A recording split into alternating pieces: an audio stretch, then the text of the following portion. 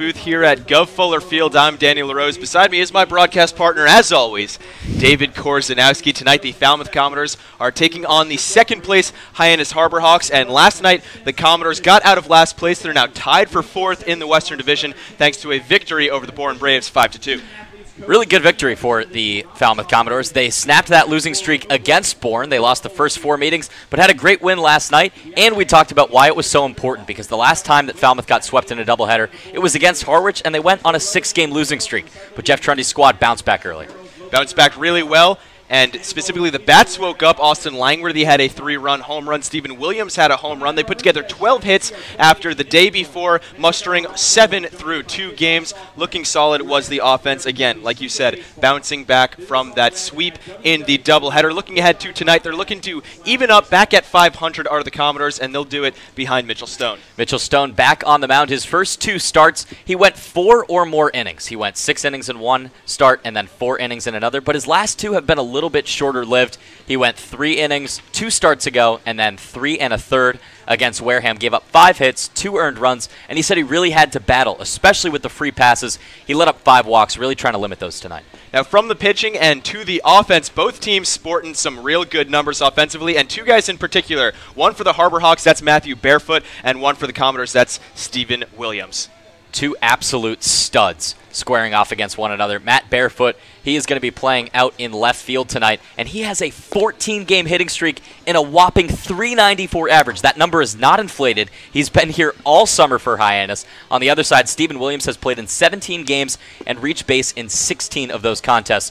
2 absolute studs putting up great numbers. Williams himself has a .321 average. Those are the 2 guys to look at on these lineups, and let's advance over to the lineups. You have it in the screen in front of you. Logan Davidson starting at shortstop. He leads off. Maverick Hanley, the catcher, batting in the 2-hole. Austin Langworthy playing center field and batting third. Stephen Williams, the cleanup hitter, is DHing.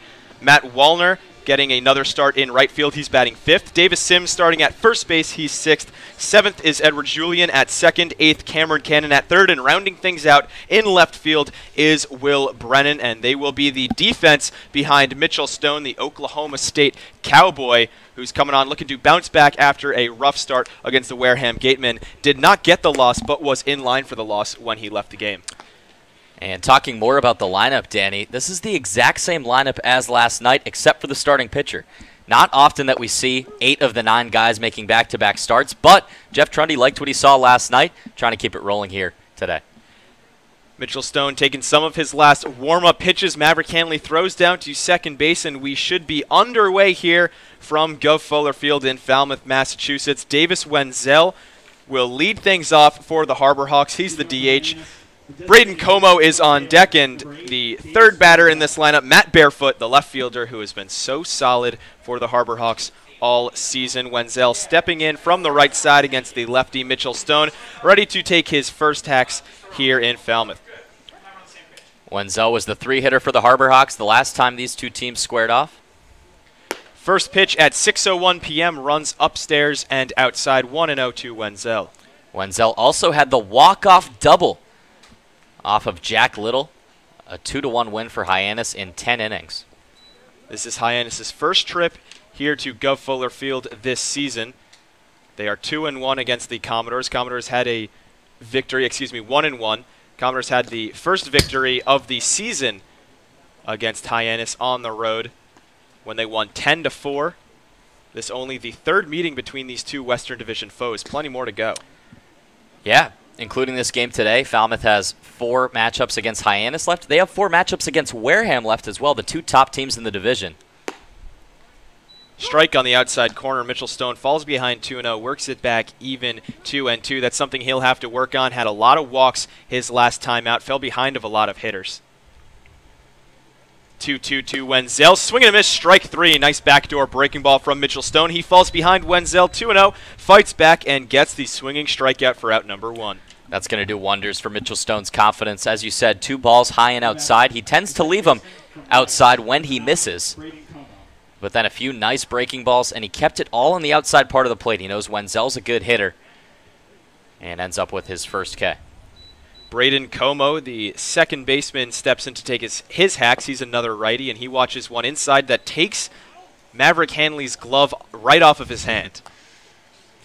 Braden Como, the second baseman from Rice University, batting .303. Hyannis, an outstanding hitting team. They have a team batting average of .256, and 4 of their starters above .300. That fastball just catches the outside corner, maybe clipped the black, and Mitchell Stone works it back even 1-1. Bill Julie making the strike call. He's behind the plate. 1-1, grounded over towards third base. Cameron Cannon is there. He fields it on a high hop on his backhand and slings it on over to first base. Cameron Cannon, ever so smooth, over at the hot corner, showing it off once again for the second out of inning number 1. Only a few games that Cameron Cannon hasn't played at third. He's been so solid at the hot corner. Fields that one over his right shoulder, and as you said, slings it over to first, makes those cross diamond throws look effortless. And here is Matt Barefoot, batting .394 on the season. He watches ball number 1 outside. He's 22 for his last 50. Incredible numbers from Barefoot. The 1-0 to the Campbell College left fielder is a strike at the knees. Fighting Camels. Fighting Camels. Or Campbell. Great one. The 1-1 from Mitchell Stone. Watched at the belt, 1-2 to Barefoot. Surprising and a little endearing to see a school like Campbell be represented so well here in the Cape League. Campbell, not the top school that comes to mind when you think of baseball talent, but Barefoot is showing off well. He grounds this one over towards short. Logan Davidson in the hole on a backhand, throws it on his back foot, but not in time. Barefoot is there safely, softly hit. Davidson, not much he could do, but his best, and that was not good enough. It's an infield single for Matt Barefoot. Tough ball to get to for Logan Davidson. No fault of his. That's why it's ruled an infield single. But Barefoot has some speed. And you mentioned Campbell. Not one of the schools that comes to mind when you think of baseball schools. But they did make the tournament this year. They did lose in 2 games, however, pretty handily. They lost 18-5 to Georgia and then 16-8 to the Duke Blue Devils. First pitch swinging is the third baseman, Seth Gray. He's the first lefty in this lineup that Mitchell Stone has faced. Seth Gray batting .313 on the summer. Third baseman from Wright State. Another mid-tier school that made the NCAA Collegiate Baseball Tournament. This one runs outside. Count even 1-1. Gray had a pretty solid sophomore year as well, batting .267. 54 hits, 20 of them were extra base hits. Mitchell Stone checks over on Barefoot at first base. Matt Barefoot, that infield single, not what we're used to from him, that high .394 average. Yeah. Typically, it's a lot of solid contact, but hey, that'll help out. 15-game win streak, or 15-game hit streak, excuse me. Right, he extends his hitting streak in his very first at-bat. Strike number 2 on the outside corner to Gray. Once again, Mitchell Stone ahead of the batter 1-2. He was ahead of Barefoot 1-2 before he nubbed out that single. Now ahead of Gray 1-2. Stone again with a pickoff attempt over at first base. He was successful in 2 pickoff attempts in his last outing against the Wareham Gatemen. Both times went over to first base when the runner was stealing. Yep. And they caught them down at second base pretty easily. Barefoot's got to be careful. Barefoot running, Maverick Hanley throwing the throw down to second in time. Logan Davidson slaps on the tag, and Maverick Hanley with yet another runner caught stolen at second base. He is wowing us all season with his arm, and he does it again here. Mitchell Stone gets out of the inning without completing the count against Seth Gray. Only 3 men come up to bat. 1 gets on base, but is caught stealing. That man was Matt Barefoot. Still tied up at 0s here at Gov Fuller Field, and we are heading to the bottom of the first inning on the Falmouth Commodores Baseball Network. Earn a bachelor's or master's degree, complete a certificate, or take a single course through the Division of Continuing Education and Graduate Studies at Curry College. Classes run days, evenings, and weekends in Milton and Plymouth. To learn more about programs in business, criminal justice, education, nursing, and more, visit curry.edu.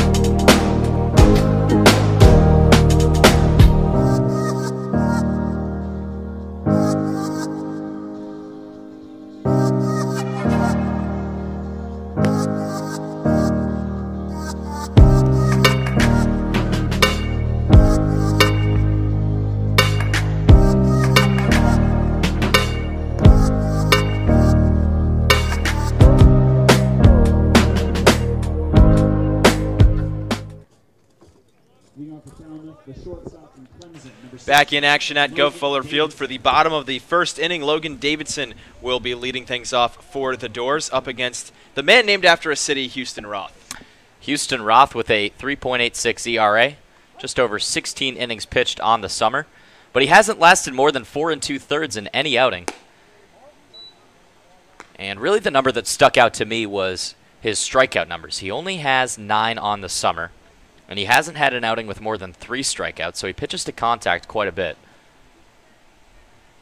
Logan Davidson fouls this one off. The count is now 1-1. Logan Davidson is a guy who has struck out a lot, speaking of strikeouts, 21 times on the season. He's only batting .203 as well. The 1-1 from Roth, foul tipped off the glove and away. It's 1-2. Ready for my lukewarm take? I'm not going to say it's a hot take. Go for it. I think Logan Davidson's about to pop off. He had a multi-hit game last night. He looked great in the cage tonight from both sides of the plate. I think he's starting to see the ball well, and we've talked about how it's just a matter of time for the shortstop. 1-2 on the outside corner. Strike 3 called. Logan Davidson doesn't like it, but he'll stroll back to the dugout without a word. He does it quite often, and it's just a matter of sometimes you got to protect with 2 strikes against you. Maverick Hanley is now down 0-1. So the first, no, you're right. You're right. This is just a new Houston Roth we're seeing. If you look at his starts, he's gone no more than 4 2/3, as I said, and he's had 4 starts. 2 strikeouts, 3 strikeouts, 3 strikeouts, 1 strikeout. That's impressive that he's come out tonight and delivered 2 quick Ks. 1 on 4 pitches, 1 on 3 pitches. Austin Langworthy now shows bunt. He takes one at the letters. He doesn't like it either. That one looked a little bit high, but I'm starting to think that Bill Julie just has a wide strike zone at every corner of the plate. Austin Langworthy with his first home run last night. He's got a 4-game hit streak of his own. Hits in 5 of his last 6 games. Langworthy batting 184. Could use a couple more hits to get that one up above the Mendoza line. He watches ball 1 outside. It's 1-1. He had that big 3-run jack in last night's game. That was the difference. Helped the Commodores to their 3-run victory. He fouls this one. And once again, Langworthy down 1-2. Roth's getting ahead of counts quickly here in this first inning. He led Davidson 1-2, Hanley 0-2, and now Langworthy 1-2. The 1-2 from the Ole Miss Rebel to the Florida Gator runs outside. It's 2-2, but a little bit of SEC action we've got going on right here. Yeah, and originally we thought we were going to see an Ole Miss matchup on the mound. Right. But Will Etheridge is slated to start tomorrow. Yeah, could have been 2 teammates going head-to-head.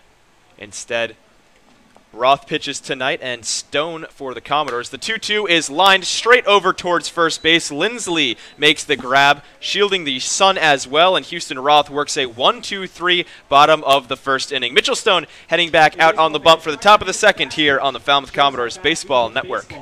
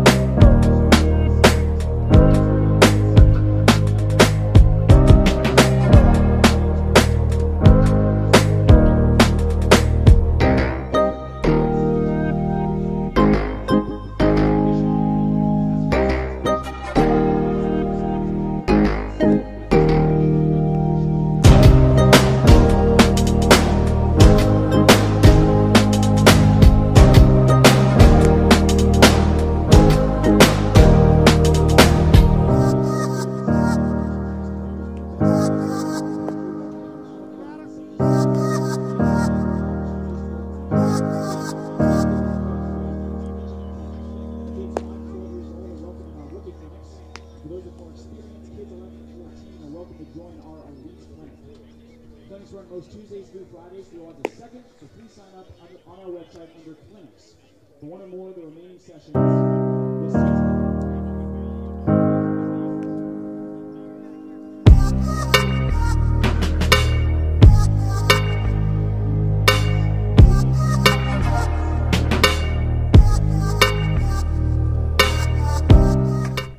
Seth Gray, who was stranded at the plate his last time up. He watched his teammate Barefoot get caught stealing second base. Comes back in with another clean slate. He watches strike number 1 fall over the outside corner. It's 0-1. Stone's been trusting his breaking ball a lot tonight. This fastball is grounded straight at Logan Davidson at short. He fields it cleanly, throws it a bit high to Davis Sims, who reels it in. 2 pitches and 1 out for Mitchell Stone. Brings up Pedro Pages, the catcher from Florida Atlantic. And I said it before you could, Danny. Dang. One of your favorite names. Doesn't mean I'm not going to constantly say it, but Pedro Pages batting .246 on the summer. 9 RBIs. And he's got some power, too. He has 4 doubles. Pages originally from Doral, Florida. South Florida guy playing for his South Florida school. Righty up against the lefty Stone. Strike number 1 comes in belt high. It's 0-1.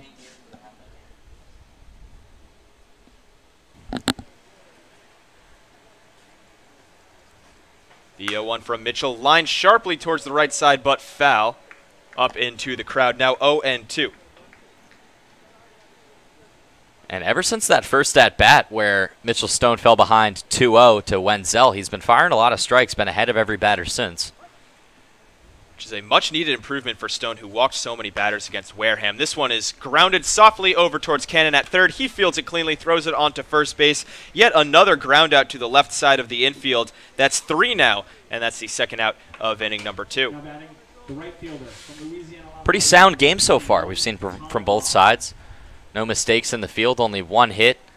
Still early in this game, but both pitchers making quick work of their opponents. Todd Lott, the right fielder from Louisiana Lafayette, a teammate of Hayden Cantrell's, steps up to the dish. He is the right fielder for Hyannis tonight, and he watches ball number 1 outside. Todd Lott had a slow start, was only 3 for his first 20 to start the season. But he's had only 1 hitless game since June 22nd. He lines this one into right field, and that's another game with a hit. 2-out single off the bat of Todd Lott gives the Harbor Hawks a 2-out base runner for William Holland. So many guys on this team have hit streaks. That's now a 12-game hit streak for Lott. That's wild. So a 15-game hit streak. Yeah, ready? I got some. For Barefoot. Now 12 games for Lott. Both guys in double digits. Como has a 9-game hit streak. Wenzel has a 9-game hit streak. Barefoot now up to 15, Lott up to 12. Lott boosting his .309 average up a little bit. William Holland, the shortstop from Auburn University, watches strike number 1 catch the outside corner. Holland is a late addition. He has only played in 4 games thus far. This is only his 12th at bat. He's batting .182 on his young season. The 0-1 from Stone, back up the middle, diving is Eddie Julian. He can't get there. Lott round second. He will head to third with no throw. Holding up at first base is William Holland. Back-to-back 2-out singles from Lott and Holland put runners on the corners for Eric Rivera. We'll be keeping an eye on what kind of hits Hyannis gets, because they have 3 singles so far, and the last time that Mitchell Stone came out, he gave up 5 hits, but a lot of them were bloop singles, hits up the middle. He didn't really get hit very hard against Wareham. And it's starting to look similar tonight. He's just got to buckle down now. Hyannis with the first real chance for either team. Eric Rivera, the FAU Owl, another FAU Owl on this squad, steps in, and he swings first pitch, grounds it over to Davidson at short from the hole. Davidson, a long throw, and he gets it there in time. Nicely done by Logan Davidson for the 6-3 putout, and Mitchell Stone throws 1 pitch, works himself out of the jam. Still scoreless here in Falmouth, and we are heading to the bottom of inning number 2 on the Falmouth Commodores Baseball Network. The Sacred Cod Tavern at Chatham Bars Inn Resort and Spa, a quintessential New England dining experience for lunch or dinner, a proud member of leading hotels of the world. Listed at the intern tent. Our 50-50 raffles help keep summer baseball on fire. If you would not be your participation, you'd be sitting here watching grass grow instead of baseball. Need your help to keep an eye out for our interns and Commodore players? Ticket sales will be posted at the intern tent. Sponsored by Smith Law, who is community food operator. You can't make the win right? Follow your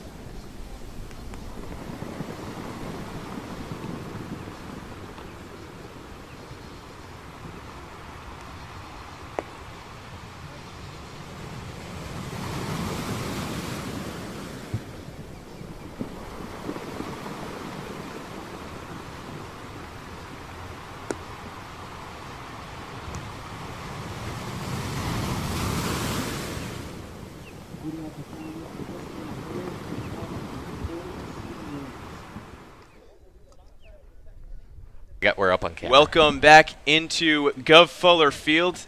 Bottom of the second ready to be underway. Daniel LaRose, David Korzanowski, and we are joined by WCAI News Director Steve Junker. Welcome to the broadcast, Steve. I'm happy to be here. Thanks. Stephen Williams steps in. He watches strike number 1 on the outside corner. So you guys are here tonight. What are you doing here at Gov Fuller Field tonight? Well, it's WCAI night at the field, so we're happy to bring out our audience and to be part of the Cape Cod Baseball League game, which is such a tradition here on the Cape and all across the region in the summer. And how long have you guys been covering Cape League baseball on WCAI? We've been broadcasting the All-Star game for more than 10 years, and it's always a great tradition to be able to bring that to listeners across the Cape. I got to say, we're excited to have you in the booth because we've had interviews, but they've all been players. So it's good to spice it up have a little broadcaster. bit. Yeah, exactly. I can tell you got the voice, you got the mannerisms and everything. The 1-2 to Stephen Williams runs outside. Count no even at 2 score and in this 2. game yet, huh? I know. We're up here early before the action, so maybe you'll bring a little good luck to the Commodores. We'll see. We've had a few innings with some of the players where they've put up a couple runs. All right. Yeah. I'd like to see a crooked number go up. 2-2 to Williams. Outside, it's 3-2. So as news director at WCAI, fill in the people about what you actually do there and everything that it entails, because I know it's definitely a busy job. Well, we're the NPR station that covers Cape Cod and the islands and the South Coast. 3-2 to Williams. Outside, he works a walk for the first Falmouth base runner. So that means we are covering news for the entire region and trying to bring those stories to the region. And we really focus on issues that affect the entire region, things like water quality, education issues, environmental issues, the science that impacts those of us who live on the Cape and what it means to be living on a coastal community. So we have those conversations on the air and invite the community into those conversations. Matt Wallner watches a first pitch strike. So how long have you been at WCAI? I've been there for more than 10 years Okay, now. wow. So it's been a great journey. The station's been there for about 17, 18 years. Great. And you live in Falmouth? I'm sorry, I'm watching the game. No worries. Take your time. No worries at I all. wanted to see where that ball went. It was a foul ball. Right. Yes, it was. Yeah, I live in Woods Hole, so we come down and watch the games regularly. Okay. My son is 8 years old, and he was part of the Commodores baseball camp. So he that's awesome. Loved it. 1-1 is the count to Matt Wallner from Southern Mississippi. He lines one through the hole on the left side for the first hit of the night for the Commodores, and they've got first and second with nobody out here in the bottom of inning number 2. Steve, it's looking good for you so far. I know. I feel like I'm doing my job. Two guys just up, sitting here. 2 men on base. So we haven't been to a Cape League All-Star game because it's our first season Right. here with the Commodores. What's it like? Is it like a lot of fanfare? Is it something that we should definitely be super stoked about? It's definitely something you want to go see. It's such an enjoyable experience. People come with such an enthusiasm to celebrate the game, and it's one of the best attended games of the season, it always seems like. And we covered a couple of games where it was held actually up at Fenway Park a couple of years, and that was really fun. I got to go up there and do kind of between innings stuff with that, and I've been to a couple of the games here, the All-Star games each summer. It's a wonderful event, and it's really a good opportunity to come out and watch the best of these guys. It's a lot of fun. All right, folks, you heard it from the expert himself. If you're on the Cape, what is it, July 24th? Third. July 22nd. July 22nd. It's a Sunday, July 22nd at White House Field. Yep. Down in which Harwich. is home of the Harwich Mariners. Yeah. Right. So if you're on the Cape July 22nd and you want to make it out to Harwich, you definitely want to. The Cape League All-Star game will be going down that evening. Davis Sims fouled off the first pitch he saw. It's 0-1 to the Western Kentucky Hilltopper. Got a little selfie action in the booth. Love that. Make sure you get our producer Eliza in there too. Oh, yeah, she's the unsung hero. All right. I just have to tweet it out. Sorry, Eliza, I got in your pick. You didn't get a solo shot with Steve. 1-1 is the count to Davis Sims against Houston Roth, who has found trouble here in inning number 2. He lines one foul up the right side. And this broadcast booth, relatively new. Last year was the first year, I think. Correct. Yeah, when it was all now the renovated. second and year. made new. Fabulous position to watch Yeah, the game. no doubt about it. We are lucky, to say the least. How does it compare to your stuff at the NPR affiliate, WCAI? You know, you've got more fresh air here. Where we are, the windows are sealed for sound. Here you've got the windows wide open. Oh, yeah. You've got the sound of the game right there. When we come in here, the press box is sometimes steaming. It's like a sauna. But then we open up the windows. We actually got an AC a couple days ago, which has been a blessing. Hey, I see that the speed gun isn't on for the pitching. Correct. What's up with that? So that is under maintenance, we'll say. It is here. It is here. We are just fiddling with it. We got to make sure it's ready to go. Davis Sims lifts one into deep right field. Todd Lott has a read on it, makes the grab. Tagging up from second is Stephen Williams, and he will slide in safely. The throw coming up a little bit into Seth Gray at third base. So Davis Sims, not all bad on his at-bat. He flies out, but does advance Stephen Williams only 90 feet away. So the radar gun, we had it running for a couple games, but then it said something like 40 miles an hour. It was like, picking up. There's a road back there behind center field, and it was picking up how fast the cars were going. So I don't know how we work around that. Our boss, Rob Kaufman, director of the broadcast, a former radio guy himself, and the team president, Mark. Forget the last name. That's bad. That's bad. I hope he doesn't hear that. But anyways, he has been fiddling with it as well. I'm interested in your story. So how did you end up in Falmouth? Where are you from originally? And when did you get into radio and news? I'm from Philadelphia originally, so I don't have a Cape connection originally. But my wife is third generation here, so she brought me to the Cape. Gotcha. And is she from around here? She's from Woods Hole. Okay. And like I said, she's kind of third generation, and so I was grafted on, and I've been here 20 years, but I'm still not a local. 20 years is not enough to make you a local, apparently. That's okay. Well, you're in Woods Hole, which is actually where I have been living this summer, and I love Woods Hole. It's one of the most beautiful places I've ever been to, which was, a little surprising because I thought it was just this tiny little community with the Oceanographic Institute right next to the bigger Cape places. But Woods Hole, honestly, I mean, maybe I shouldn't be saying this. There's already enough traffic there and not many parking spaces. But it's one of the best places, I think, on the Cape to go visit. It's a very special place. It has a lot of things jammed together in one sweet little corner, with the Oceanographic.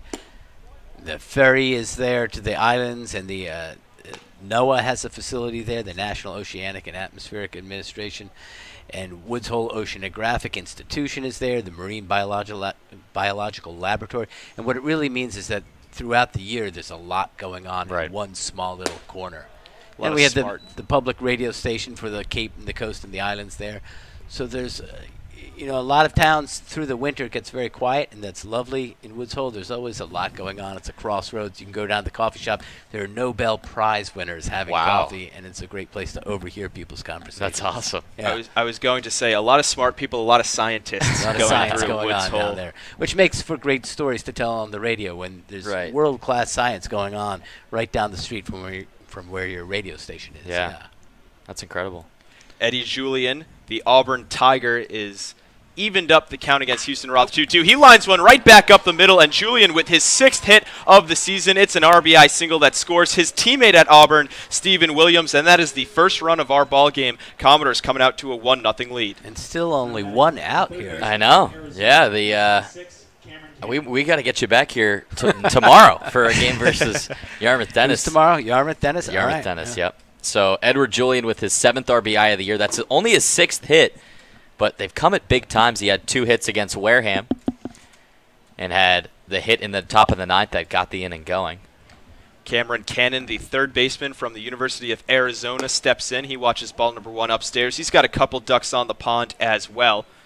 And as Pedro Pages jogs out to talk to Houston Roth, Steve, have you been to every ballpark on the Cape, all 10 of them? Oh, I wish. No. In fact, that sounds like a good pilgrimage to make one. Right, yeah.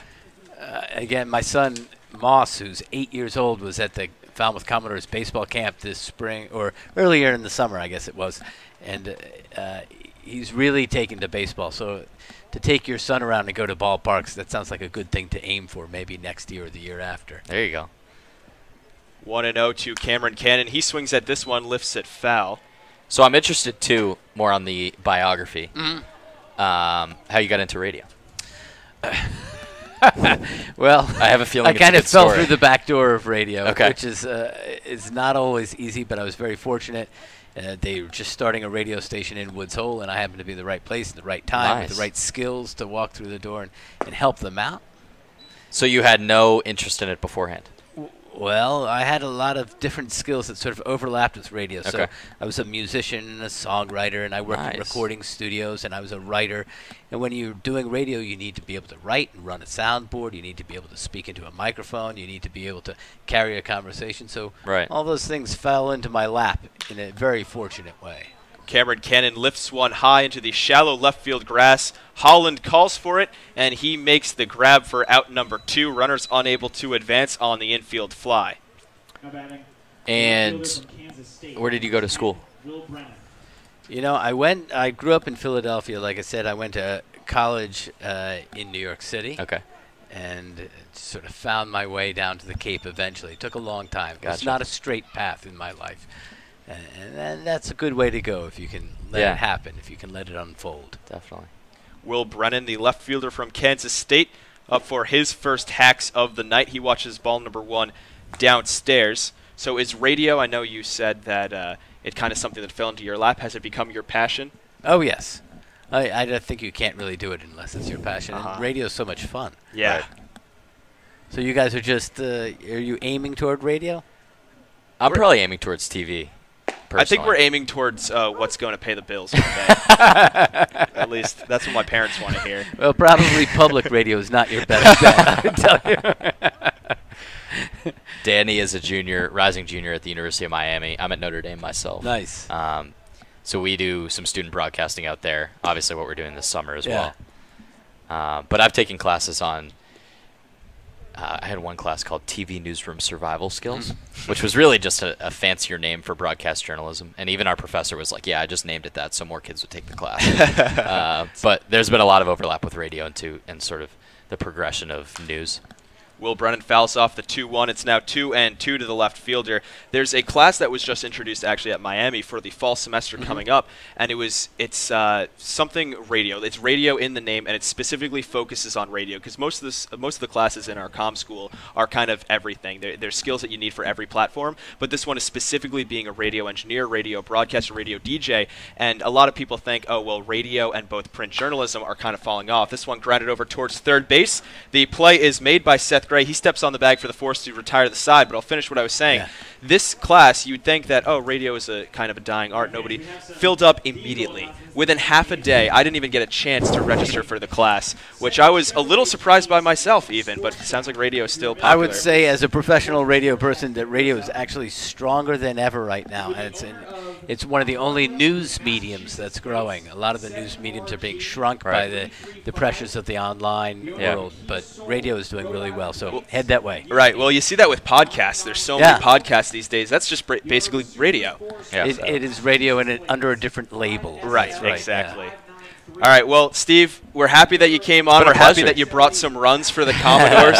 Really, One run. Just one run. Not the but crooked number I was looking for, but that's okay. We'll take it. really enjoyed talking to Danny you. and Dave, thanks a lot. Yeah. Yep. Looking Thanks forward to again. the rest of the summer. Thank We'll you. be back. Hey Doors fans, we hope you're enjoying our broadcast. Don't forget to follow us all season long on your favorite social media. Twitter @FoulCommodores, Instagram FoulCommodores, and Facebook @Falmouth Commodores.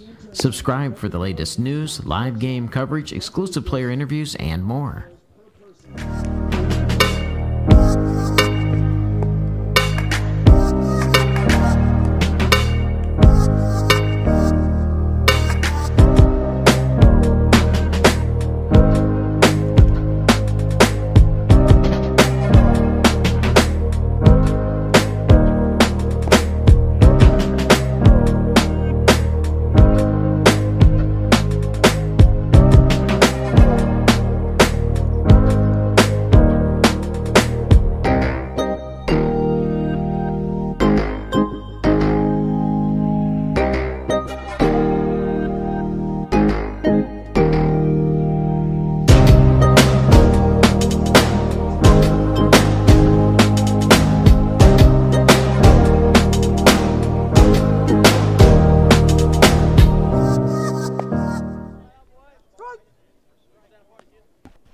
First pitch at the knees to the lefty Brady Lindsley from the lefty Mitchell Stone. Mitchell Stone now working with a lead, a 1-0 lead.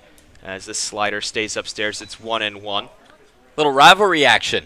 Falmouth and Hyannis, Oklahoma State and Oklahoma. Lindsley, the first baseman from OU, and Mitchell Stone, obviously, from OK State.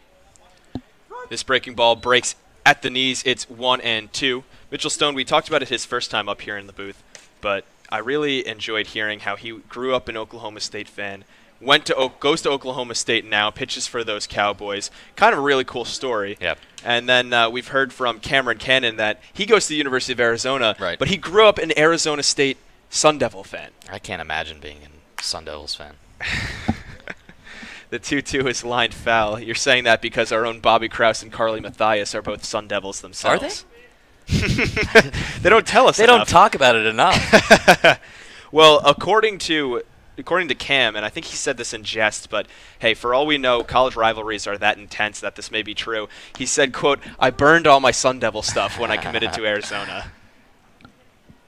I'm excited to see what Herm Edwards does down there with the football team next year.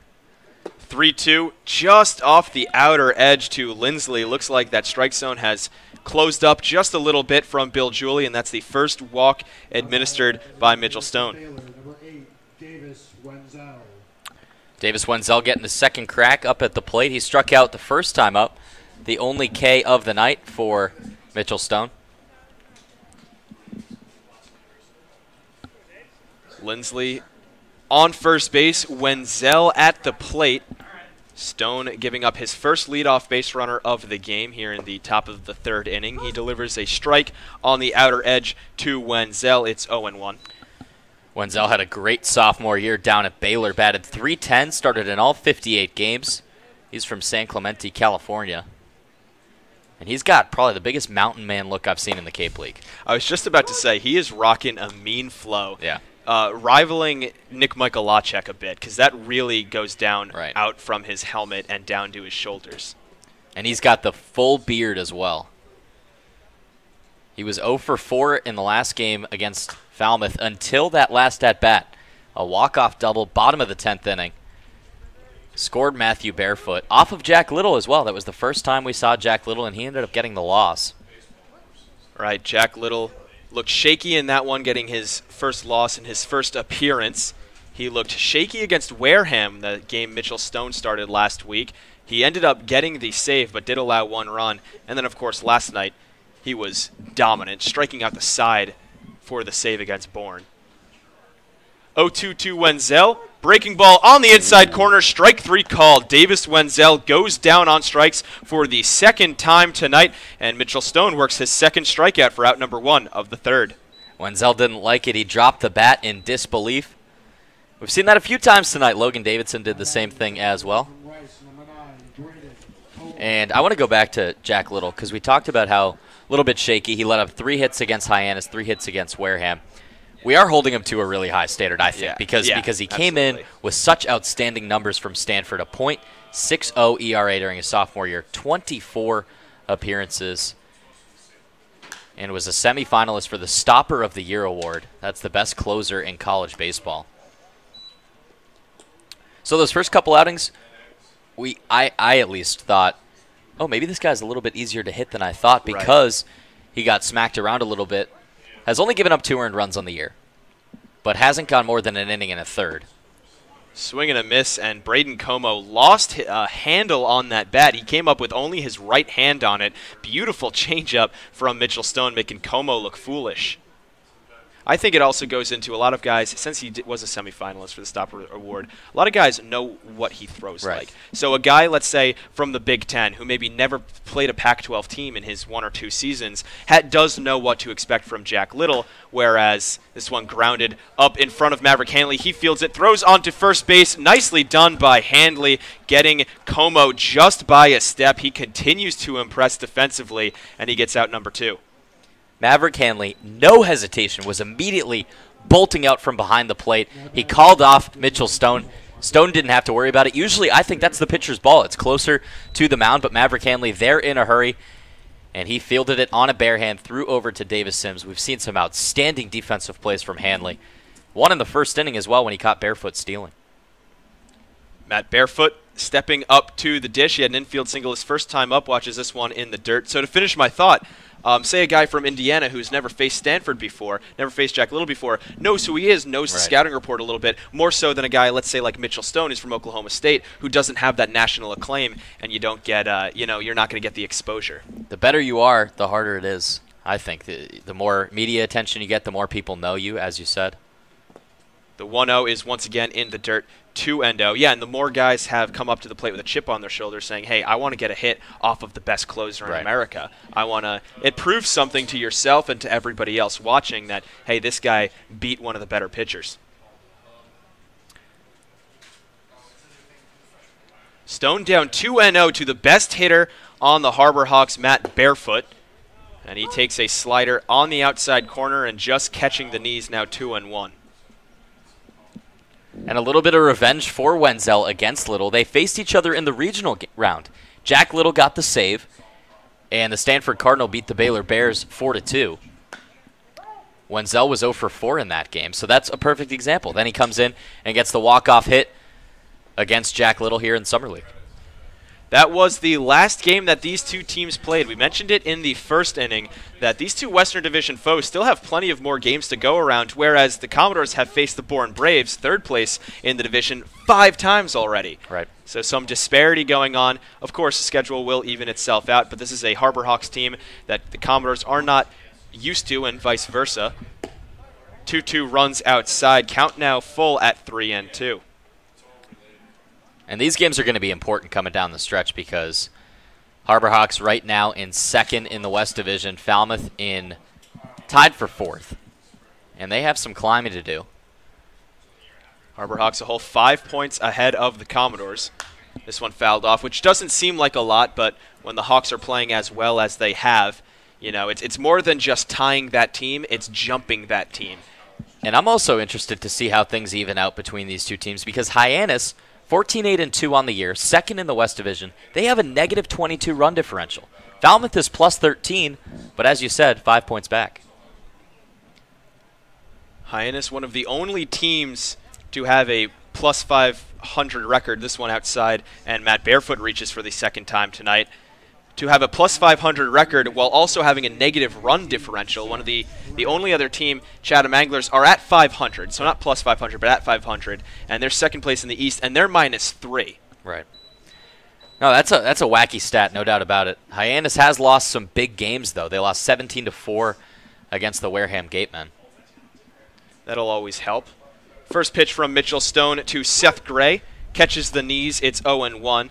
You mentioned it before, and I'll mention it again. Mitchell Stone relying on that breaking ball quite a bit, especially early in counts just to get ahead. He does it again there. The 0-1 to the lefty, Gray. Fastball just below the knees, 1-1. And this is an important inning for Mitchell Stone. He hasn't gone more than 3 1/3 in his last 2 starts, trying to preserve that pitch count. This is pitch number 50 coming in from the big lefty. Still just trying to get that final out here in the third.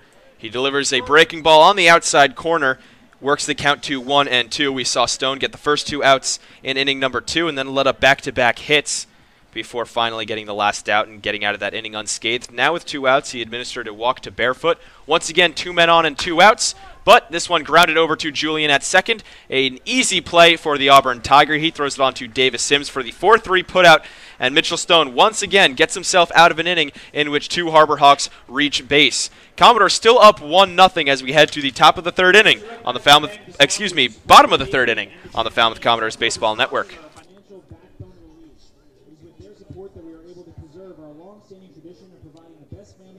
Hey kids, mark your calendars for autograph night, July 14th and July 31st. All kids are invited to participate in autograph night, but if you're a member of the Kids Club, you'll be lined up first. If you've not already signed up for Kids Club, please stop by the intern tent. It's only $20 for the entire season.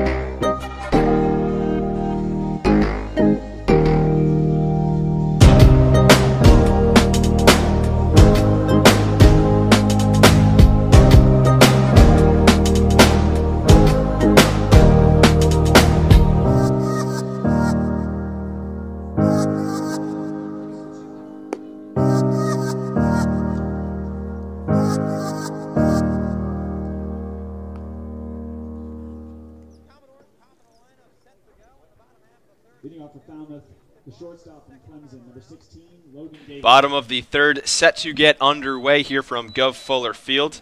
Commodores with a 1-0 lead after last inning. Edward Julian hit his 6th hit of the year, his 3rd single up the middle for the RBI that scored Stephen Williams. Logan Davidson, the leadoff hitter, who struck out looking his first time up, watches a curveball break below his knees. He's ahead 1-0. Davidson, a strikeout victim in his first at-bat, and he didn't like the call. See how he responds here. He watches a fastball right down Broadway. Count evens up at 1-1. Came into today only 203 on the summer. And like my partner said, he's poised to break out. It's just a matter of when. This is a much better guy than we have been seeing this summer. He watches one outside, 2-1. So I'm on board with that. I think that it's just a matter of time until he really blows us away. But time's running out. And Logan Davidson batted .210 last year. Remember, he was a 2017 Commodore as well. This one way upstairs now, 3-1. Good hitters count to Davidson. Also, here's a funny stat. Last year, he led the team in walks. Guess how many he had? How many he had last year? Yeah. I don't know, 20? Did you see?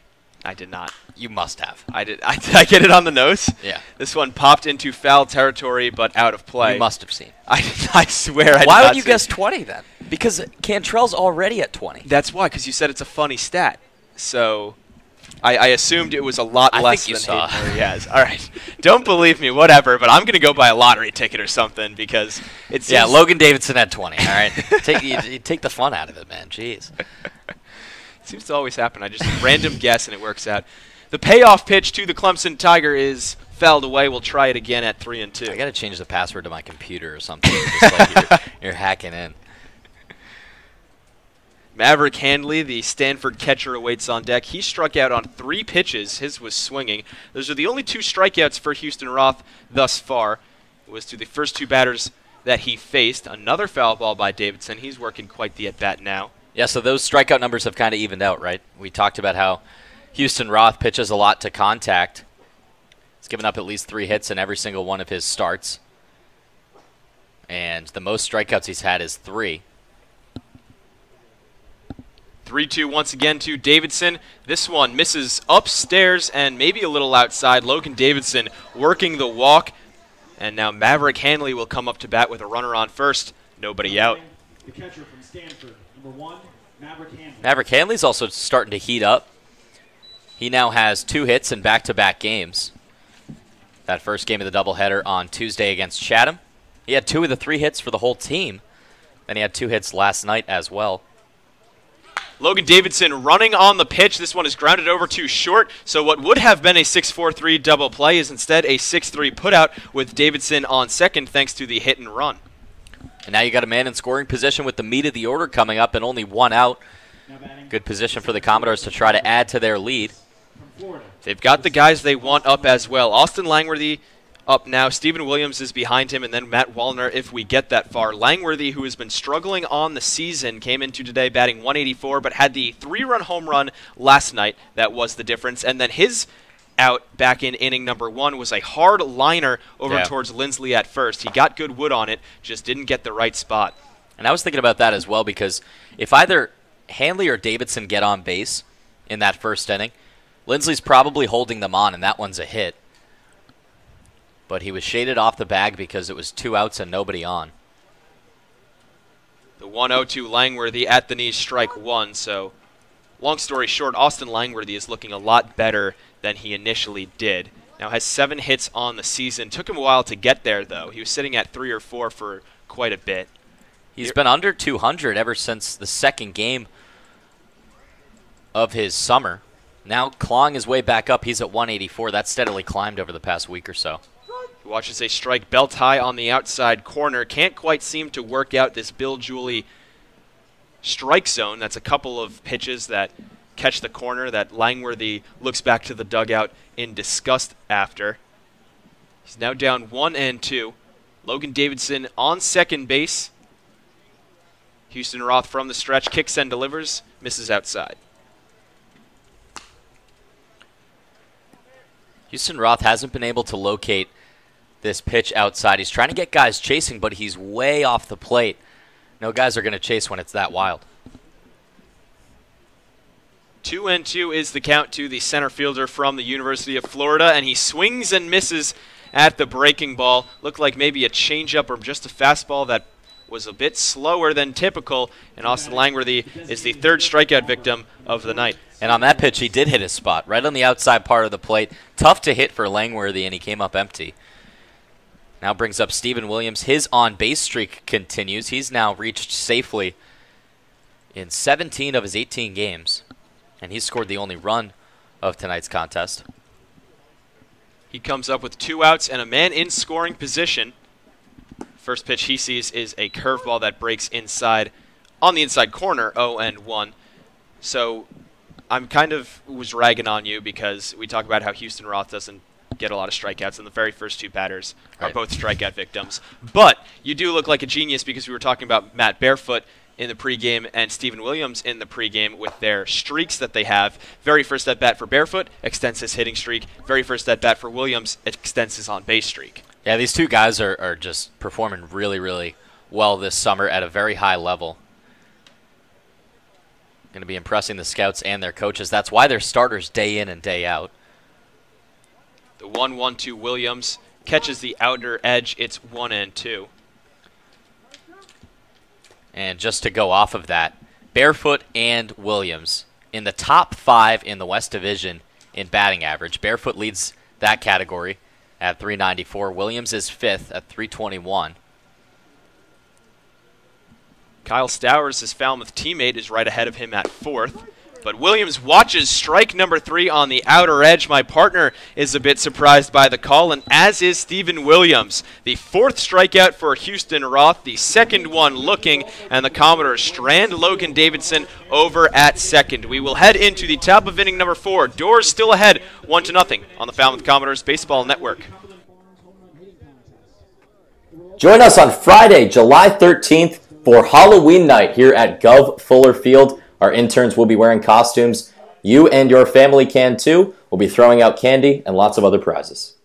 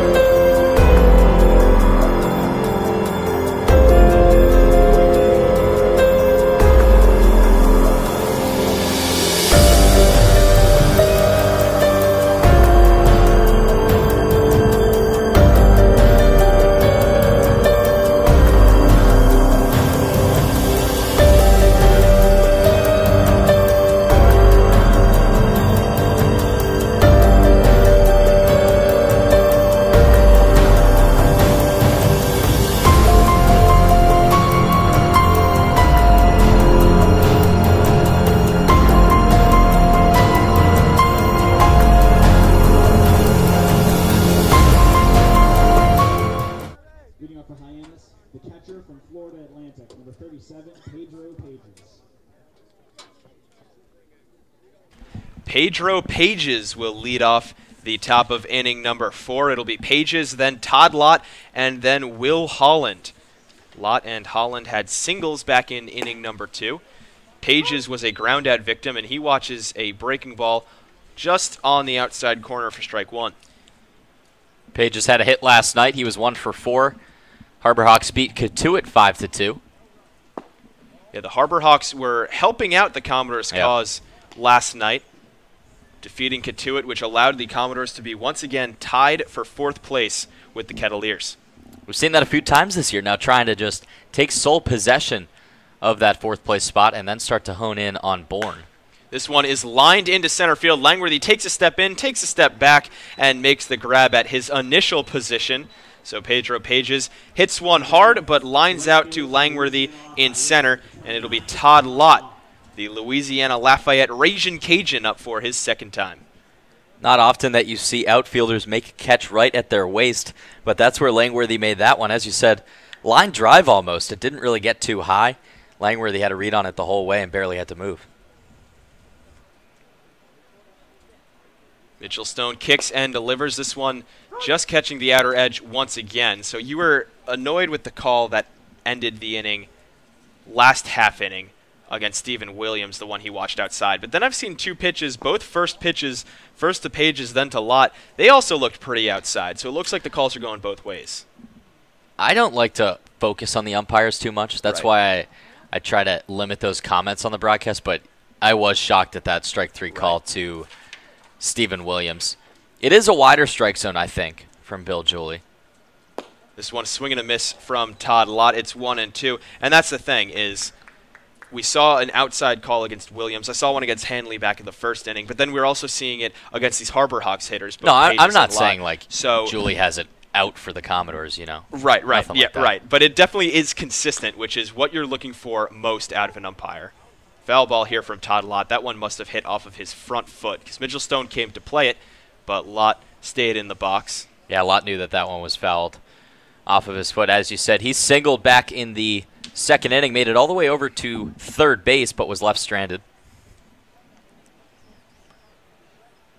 Todd Lott came into today batting .309, has bumped that average up just a little bit. He has some pretty impressive numbers as well. 5 home runs. Yep. And 10 RBIs.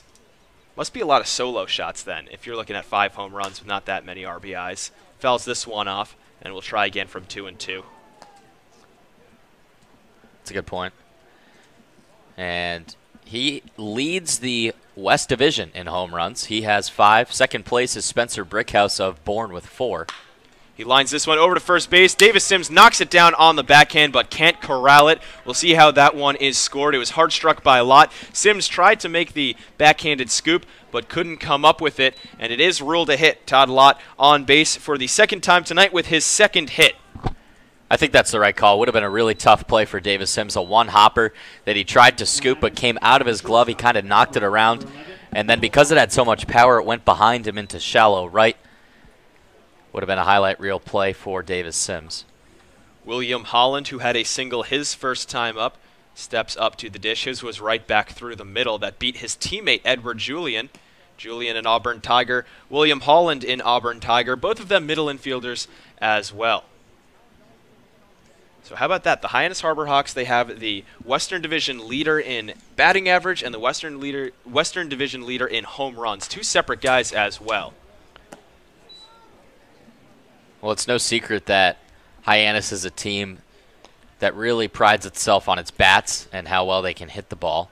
Pitching staff has struggled and faltered a little bit this year, but the bats have been there to pick them up. That's some of the reason for that negative run differential, but still in second place.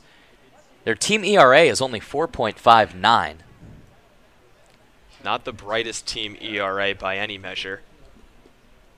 The 0-1 from Mitchell Stone. Running is Lott. Looks like a pitch out. The throw down to second base. Julian catches it. Julian tags. Did he lose the ball? No, he did not. Out is the call from Mike Collier. And Maverick Hanley once again catches a runner stealing. This one looks like a design pitch out. Good call by the coaching staff. I have a question for you. Go for it. Why do people keep running on Maverick Hanley? It's crazy. He is absolutely automatic behind the plate. Caught 2 guys stealing so far tonight. He caught another one last night. You should fill in the viewers about your conversation with Hanley. Right, so last night I came upon Maverick Hanley after the game, and I asked him, I said, Maverick, that play you had, I can't remember what inning it was, but it was it got behind him. I can pull it up. And the runner goes from, there were runners on first inning. and second. In the 7th inning, runners on first and second. Ball gets behind him. The runner from second goes over to third. Runner on first was Gabe Holt. He's running over to second. Maverick goes, jogs, gets the ball without even looking down to second base, just flings it right on a dart to Hayden Cantrell, and he just has the glove in front of Gabe Holt, and he walked right into it because Holt was jogging, not expecting a throw down to second. We weren't expecting a throw down to second. this 3-2 pitch is fouled away. And so I asked Maverick, I was like, dude, that looked like a big brain play. You looked like a super genius when you made that play. And he goes, man, I probably shouldn't have made the play. He goes, I was just frustrated. He's like, I was just angry because that was my first pass ball of the season, so I just flung it down to second base out of anger. And he's like, it just worked out in my favor. So we analyze that as just the physical talent that is there to no-look it and fling a fastball on a strike to Hayden Cantrell at second base. That's a long ways. And he's so impressive. I mean, really good. I was watching some of his highlights before the season, and I was excited to watch him behind the plate, and he has not disappointed. I tried to look for stats about caught stealing. Either swing and a miss here from William Holland. That will retire the side. Sorry about that, but to continue the thought, I've been looking for the caught stealing stat. Either they don't keep it or I haven't found it, but Maverick Hanley, it's got to be close to double digits by now. He's just been so outstanding, continues to impress, and helps out his pitcher Mitchell Stone here in the fourth. And it's impressive as well because he has played in 15 games now, this being his 16th, and in his 15th was only his first pass ball of the season. Right. And he knew it, so he knew the stat more than me because he informed me of it. And that I'm impressed by that just specifically, and that goes into how great of a defensive catcher he has been, and now his bat's starting to catch up as well. He was hovering right around 200 even a couple games ago. Now with a couple multi-hit games, it's starting to look really good. So you're right, Maverick Hanley is impressing us, not disappointing us at all. And I just loved that. How I said, hey Maverick, on the broadcast, you know, you look. I called you a genius, and he goes, nope, just frustration. And not even deciding to throw to third, just deciding to throw to second. A lot goes into that paid off for Maverick Hanley. So sometimes when you're a really good catcher, luck is on your side as well. No doubt about it. And we will be getting underway for the bottom of the fourth inning here in Falmouth. It'll be 5, 6, and 7 for the Commodores. Matt Wallner, Davis Sims, and Edward Julian. We'll keep it here for the break before those guys come up to bat. Commodores scored their first run back in inning number 2 off an Eddie Julian base hit up the middle. He will come up to bat third here, right behind Wallner and Sims. Wallner had a single his last time up. He's 1 for 1 on the day. The right fielder from Southern Mississippi bats from the left side once again up against Houston Roth, the Ole Miss Rebel. So 2 Mississippi guys going at it. Actually, I shouldn't call Wallner a Mississippi guy. He's actually a Minnesota guy. Attends Southern Miss. And he has now played in 5 games. This is his 5th start tonight. He had that 1 3-for-4 game against YD and then a hit last night. Wallner swings first pitch, belts one into deep center field. Eric Rivera is back. He's at the wall, and he makes the grab at the warning track, jumping into the wall. Matt Wallner has plenty of power, and he showed it off there with a big drive into dead center, but Rivera with a nice play. Off the bat, it looked gone to me, but that's the deepest part of the park here at Gov Fuller Field, and Rivera was already playing deep, backtracked, and made the catch over his shoulder right at the wall. Davis Sims, the Western Kentucky Hilltopper, will come up to bat here against Roth. First pitch from Roth is upstairs, ball 1. And back on Wallner, I wanted to mention this, that he was initially committed to the University of North Dakota, which is shocking that a guy, I mean, not shocking from Minnesota, but shocking that a guy who is now the 10th ranked prospect by Baseball America for next year's draft was going to go to a school like North Dakota, who, I mean, I didn't even realize they had a baseball program at the time, because they're known more for their hockey, more for their winter sports. And now he's at Southern Miss because North Dakota got rid of their baseball program right before he was about to get there. That's something I've realized with some of these players is it's not always the big schools, right? Because if you go to a junior college, you can be drafted after the first year. And Herbert Iser went to San Jacinto North. That's a junior college. He's now transferring to Dallas Baptist. So there's no one path if you want to make it to the MLB. Sometimes it's pretty circuitous. Good word. Thank you. Proud of you. Thanks. 2-2 is the count to Davis Sims. He's a transfer himself. Played his first 2 seasons at Murray State. Is now moving on to another Kentucky school, Western Kentucky, and he chops this one over towards third base, but foul. Will try again at 2-2. Flew out to right field his first time up. And tagging up was Steven Williams from second to third. A nice throw by Todd Lott that we didn't get to talk to with Steve Junker on the broadcast, but it was an absolute missile from right field into third base. No tag was applied. Seth Gray had to come a little bit off the bag. But I was pleasantly surprised, I'll say. Davis Sims rips this one, but fell a little out ahead of it. Yeah, Todd Lott is one of the more impressive players I've seen from Louisiana Lafayette. He's very much a five-tool player, has a lot of power, as we said, those 5 home runs. Solid average, he's above 300. Good arm out there in right. He showed it off on that Williams tag-up, as you said. And then he's got plenty of speed. Tried to steal a base against Maverick Hanley. This one drilled into center field. Davis Sims has a hit. It gets away from Eric Rivera. Sims, hard turn around first base, but he will not go towards second. Smart move as that throw from Rivera came into second in plenty of time. But Davis Sims now improves to 1 for 2 on the day with that single. Davis Sims starting to heat up. He's got hits in 5 of his last 7 games. One of those was that big 3-for-5 night against Catuit. He had 2 solo home runs. Tied for the team lead in dingers with Kyle Stowers. Edward Julian coming in, swings first pitch, and he has another single. Back-to-back hits for the Commodores. Now 2 singles for Edward Julian on the evening, and there are runners on first and second. Only 1 out for Cameron Cannon. Now batting, the third baseman from Arizona. This is what Falmouth wants to see. If you get production from the bottom part of your order, you're going to be looking good. Sims and Julian now with 3 hits combined.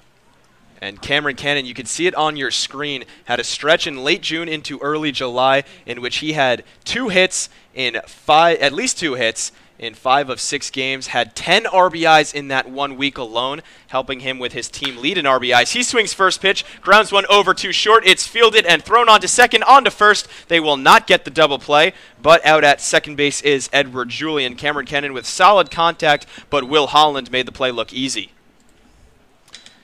And that one being a slow roller helped out Cameron Cannon. He was able to get down to first in time. Now runners on first and third with 2 outs for Will Brennan. Will Brennan had a hard-struck ball himself to the left side, but he grounded out to Seth Gray, who made a nice play over at the hot corner and stepped on that bag for the force. He comes up once again with 2 outs and a couple ducks on the pond. Swings first pitch, fouls it back. That's 3 straight first pitches swung at by Julian, Cannon, and now Brennan. Will Brennan leading the West Division in at-bats, now up to 97. Cameron Cannon is third. He has 92 now. These guys get a lot of reps here for Jeff Trundy.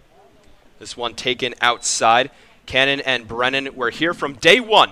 Very first game of the season against the Harbor Hawks. They were in the lineup, and they have cemented their places in there, in large part due to their defensive skills. Will Brennan also leads the West in stolen bases. He has 8. 1-1 is the count to Brennan. He swings at this one and lines it into left field. That's an RBI single off the bat of Will Brennan. That will extend the inning, scoring Davis Sims for the 2nd run for the Commodores. And Will Brennan starting to heat up. He's 3 for his last 5 at-bats, had 2 hits last night. He didn't score last night, but was crucial for the Commodores. He had a hit in the 5th, a hit in the 9th, now a hit here in the 4th versus Hyannis. Will Brennan starting to heat up as of late. Just got that average above 200 after his struggles. Logan Davidson, who was hovering right around 200 himself, he's 0 for 1 on the day, will step in for his 3rd try, and he watches strike number 1. Walked and reached second base back in the 3rd inning. He led off that 3rd inning, but was stranded over there at second after back-to-back strikeouts to Langworthy and Williams ended the inning. The 0-1 to Davidson. Swing and a miss. Good pitch from Houston Roth, and Davidson quickly down 0-2. Big cut by Davidson. Roth trying to get out of a jam.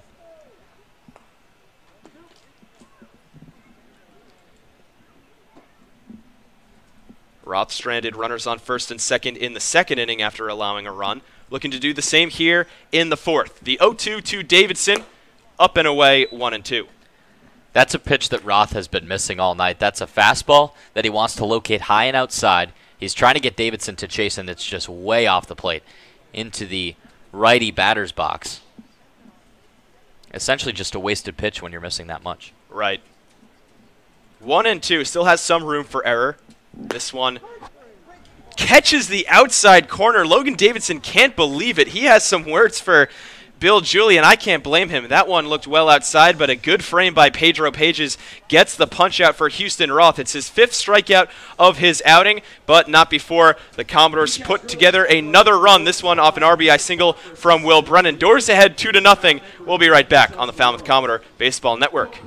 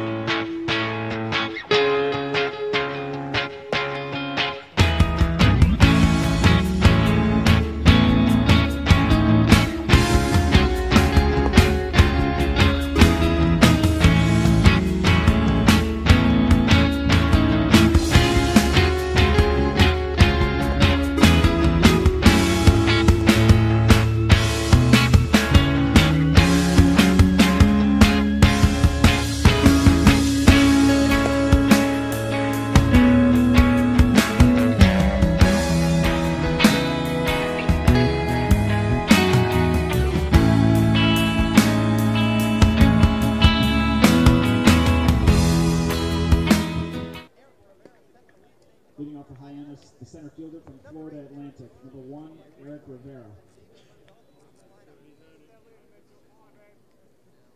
Eric Rivera will lead things off for the Harbor Hawks.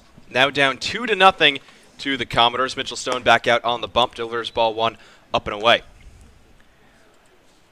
It's been a lengthier outing for Mitchell Stone. Good to see from him. He's up to 70 pitches now on the dot.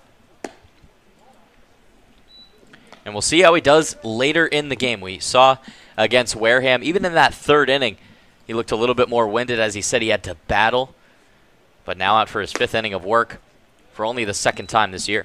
He does fall behind Rivera now 3-0. Rivera, who grounded out to short to end the 2nd inning, a 2nd inning in which the Harbor Hawks were threatening. He watches strike number 1 at the bell. Eric Rivera from Florida Atlantic. Owls made the College World Series this year, or the tournament, I should say. They were bounced in the regional round. Rivera walks on 5 pitches. Mitchell Stone just couldn't quite find the strike zone with his fastball in this at-bat, and he administers a walk to the leadoff man, and Brady Lindsley, who walked his first time up, will come up to bat. 3 walks, 3 strikeouts for Mitchell Stone right now. This is going to be an important inning. Maybe his last inning of work. Penn is warming. It is Ian Cook out there. Ian Cook, the most reliable arm out of the bullpen, most consistently used by Landry and Trundy. Stone now against the lefty. Lindsley will check in over at first base. Nice stop by Davis Sims. That one, not the most accurate throw by Mitchell Stone, would have been a free base. Lindsley was stranded on second back in the 3rd. He also led off that inning with a walk, just like his counterpart Rivera. Lindsley from Oklahoma batted .264 last year. And last summer he played in the Northwoods League with the Wisconsin Woodchucks. He watches one upstairs. Now 2-0, Maverick Hanley going to jog out and talk to Mitchell Stone. Stone has not seen the strike zone well here in the 5th, has thrown 6 balls now compared to only 1 strike. More on Lindsley last summer. Batted .247, 16 runs scored, 5 doubles. for Lindsley. It's from Keller, Texas. The Oklahoma native Mitchell Stone delivers a strike on the outside corner to his rival, Brady Lindsley. It's 2-1 now. Like that outside pitch. If Lindsley gets contact on it, probably a ground ball, maybe a double play. This one again at the knees. Beautiful pitch inside corner this time. And Lindsley can't get the bat off his shoulders. Count evens up 2-2. So whatever Maverick Hanley said to Mitchell Stone seems to be paying off. So good at knowing his pitchers and knowing what to say, getting them on the same page. The 2-2 grounded over to short. Logan Davidson takes it on a hop, throws it over to second. Julian on to first. And they got him over at first base. The relay from Edward Julian looked like it might not be in time, but they get Brady Lindsley by a hair. A 6-4-3 double play clears the bases and puts 2 outs on the board. That's big. After a leadoff walk, now all of a sudden you got the bases clear and 2 outs, and you got Davis Wenzel coming up, a strikeout victim twice. So Stone has had Wenzel's number so far. Wenzel, the designated hitter tonight for the Harbor Hawks, struck out swinging in the first and looking in the third. He's first pitch swinging on this breaking ball, comes up empty. It's 0-1. And Mitchell Stone has really worked that off-speed pitch to Wenzel. He has not been able to make contact all night. 0-1 from Stone in the dirt. It's 1-1. Mitchell Stone up to 81 pitches. So we know Mike Landry likes his pitchers, his starters going about 80, 85.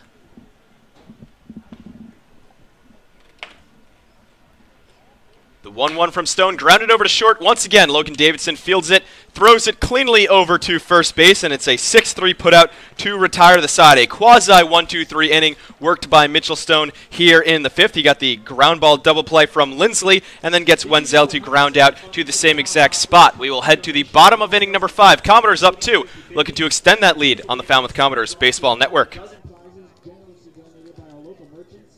What's donated here stays here. All blood that is donated to Cape Cod Healthcare stays on Cape Cod to help the lives of your friends, family, and neighbors. Learn more about donating blood, platelets, or hosting a blood drive at capecodhealth.org/blood center. Cape Cod Healthcare, a proud sponsor of the Cape Cod Baseball League and the Falmouth Commodores.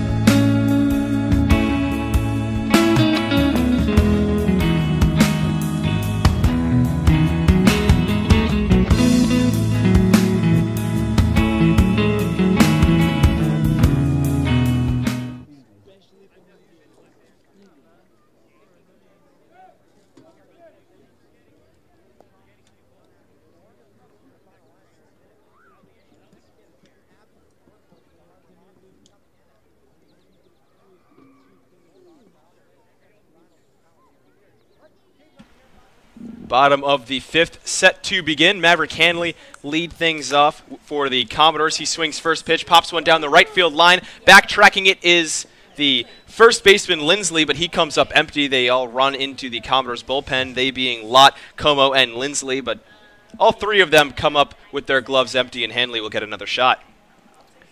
Little powwow over by the Falmouth bullpen, maybe trying to scout out Ian Cook. Still warming. It's likely that he'll come in the next inning for Mitchell Stone. Mitchell Stone finished with 83 pitches on the dot.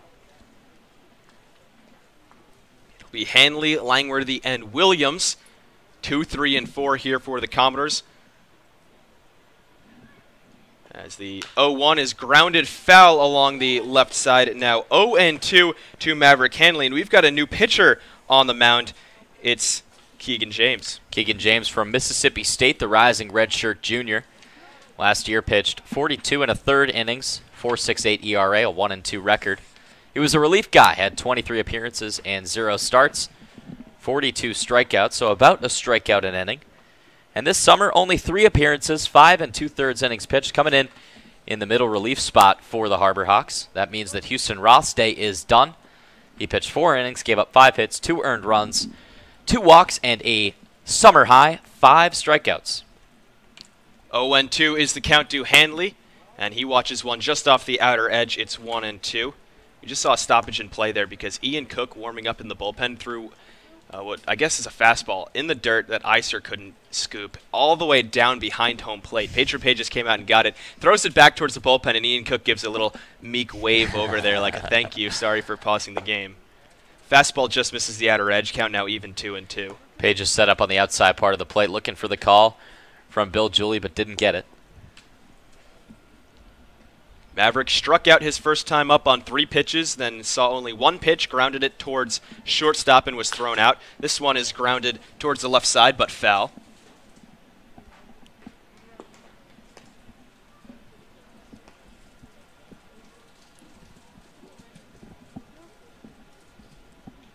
Hanley, who had 2 hits last night against Bourne, 2 of the Commodores' 12 hits.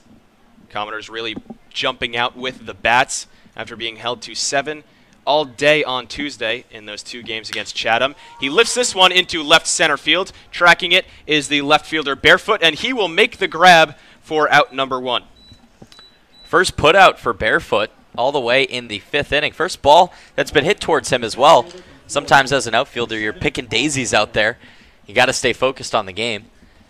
And he does a good job there. A high fly ball from Maverick Hanley. No trouble tracking for Barefoot. Looked good off the bat, but Hanley way underneath it. Austin Langworthy, who has been put away twice, once on a lineout and then on a swinging strikeout, will come up to bat. Langworthy had 1 hit last night, and it was a big one. It was the 3-run home run. He grounds this one foul. And he had a couple big hits against the Chatham Anglers in that doubleheader. Had a double in the bottom of the 7th inning of Game 1. Those doubleheader games only go 7 innings, so it was the last chance for the Commodores when they trailed 1-0, but they couldn't bring Langworthy home. And then he had a leadoff single in the the second game. Falmouth fell 7-2. The 0-1 to Langworthy. In the dirt, it's 1-1. So Langworthy, as we said, was struggling mightily. Had about 3 or 4 hits for a good while there. Now up to 7 on the season. A young season for Langworthy. He hasn't been here too long. I believe just his 2nd week on the Cape.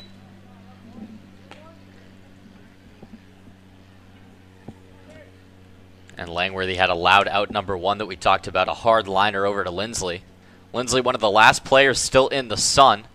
Sun sets behind the 3rd base line here at Gov Fuller Field. 2-1 is belted into right field. Back is Todd Lott, and he will make the grab with plenty of room just ahead of the warning track. Austin Langworthy gives one a ride, but doesn't get enough of it. And that's 2 long fly balls from Keegan James that have now been recorded for outs. That one looked even better off the bat than Hanley's did. Loud crack of the wooden bat, but Lott didn't even break a sweat. He was over there in plenty of time. Stephen Williams, he struck out his last time up. That was to end the 3rd inning on a questionable call off the outside corner. He will step in 0 for 1, had a walk his first time up and scored. Great day last night for Williams. Great night, I should say. 2 for 3 and 2 runs. Had a solo shot himself, one of the 2 home runs, one being Langworthy's, one being Williams's. He's now down 0-1 to James. Williams batted .295 at Auburn last year. Going to be a junior next season.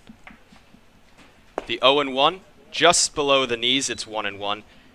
To the Auburn outfielder / DH. We saw him play a lot of outfield early on this season, and then Coach Jeff Trundy decided, let's put him at designated hitter, and that's where his bat really woke up. He started tearing the cover off the ball when he was solely focused on hitting, and he's been there ever since.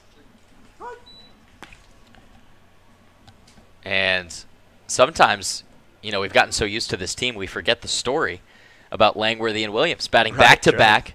Langworthy with the walk-off home run in the Super Regional against Auburn, off of the glove of Stephen Williams, tried to rob the home run but came up empty. Now they are teammates, and as you said, batting back-to-back in this batting order. So rivals in the SEC, teammates here on the Cape. Not all out of the ordinary that rivals will be teammates. I mean, Houston Roth, the starter for the Harbor Hawks, Ole Miss, and now Keegan James, the Mississippi State Bulldog, coming on in relief. This one is belted by Williams down the right field line. That one will fall foul, just foul. Looked like it might have caught some of the chalk out there on the outfield grass, but the first base umpire, Doug Isham, says that one just a tad to the right, and Williams will have to slowly walk back to home plate and try again. We don't have the best angle on it, but I thought when it dropped it was a fair ball. Doug Isham right along the line, he immediately called foul. So the count remains 2-2, and some hard contact off of Keegan James here in the 5th inning. Loud outs from Hanley and Langworthy, and a nice piece by Stephen Williams. The 2-2 to Williams, below the knees, now 3-2, count full. Matt Wallner on deck. He had a single in the 2nd, hoping to get some licks here in the 5th inning with Williams on base. Only the 2nd full count worked by a Falmouth Commodore tonight. First was by Logan Davidson when he walked in the 3rd. Payoff pitch to Williams. Below the knees, ball 4. Stephen Williams works yet another walk. He is quickly coming up on Hayden Cantrell in the walk department, and he's on first base for Matt Wallner. Now batting, the right fielder. Coming up on, he has now tied. There we They go. both have 20.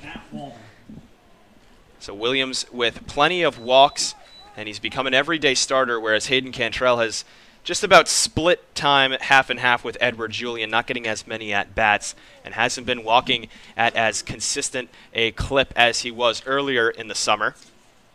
Matt Wallner, the left-handed right fielder, swings first pitch, comes up empty. He swung first pitch in his 2nd at-bat in the 4th inning and crushed one to dead center field. And when I say dead center, I mean that one was directly on a line, in line with that second base bag, but a really nice play was made by Eric Rivera as he leapt into the wall and made the grab to retire Wallner.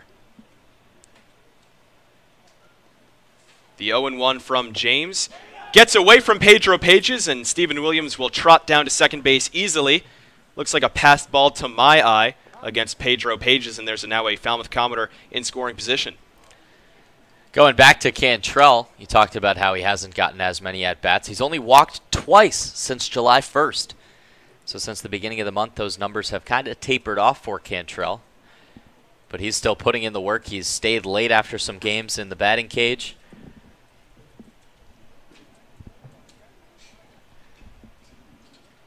Looks like Matt Wallner is going to get the intentional walk now. Count was even 1-1, and the Harbor Hawks deciding they'd just rather not tackle the lefty Wallner, deciding to go instead for the righty-righty matchup against Davis Sims.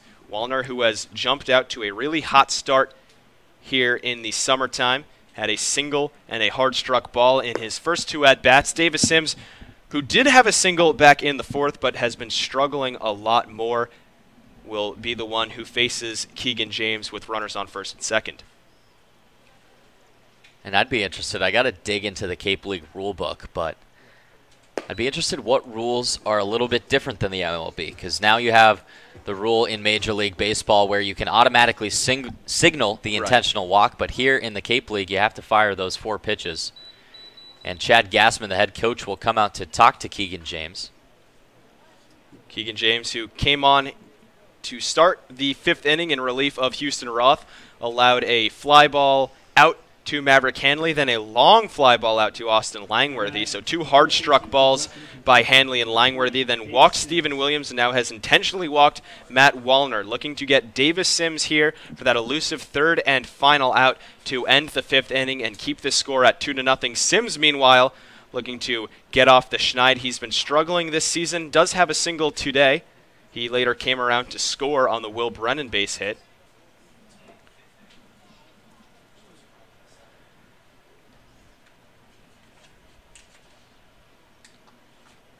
James steps off the mound, now looking into Pedro Pages, shakes him off a couple of times. Finally, they agree on a pitch. James kicks and delivers from the stretch, and he delivers a breaking ball at the belt. It's 0-1. Davis Sims has been coming into his own lately. Hits in 7 of his last 9 games. Struggled a little bit at the beginning of the year, but now that batting average is starting to climb. He's at .244.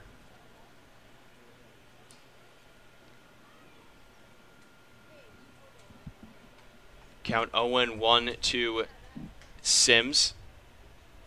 And he lines this one right back up the middle. It's another base hit for Davis Sims. Stephen Williams rounds 3rd. He will head home without a throw, and he will score. Stephen Williams scoring for the 2nd time tonight. Davis Sims has a hit for the 2nd time tonight. This one, an RBI single, and the Commodores are out to a 3-0 lead.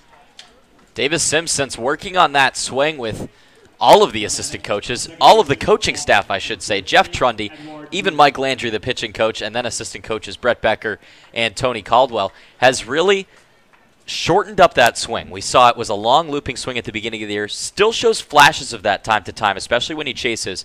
But when he shortens up his swing and he gets the wrist to the ball quickly, he can be a great hitter. Tied for the team lead in home runs and with another multi-hit game tonight. Edward Julian, who already has a multi-hit game, he's 2 for 2 with 2 singles, steps up to the dish. This one gets away from Pedro Pages again, and both runners will advance now to 2nd and 3rd, so no force play in effect, and the potential 4th run of the game is only 90 feet away. And this is a great spot for Julian, 2 for 2 on the night, now 2 runners in scoring position. He had a hard-struck single right up the middle, similar to Davis Sims back in the 2nd inning. That scored Stephen Williams for the 1st time tonight. He watches one at the knees. It's now 1-1. And then in his 2nd at-bat, he had a more softly hit single, but hard-struck nonetheless to the right side that snuck past the outstretched glove of Braden Como, the 2nd baseman. Now batting here in the 5th with 2 runners in scoring position. The 1-1 sits a little high, I suppose. It's now 2-1. Edward Julian doing a great job working counts as well.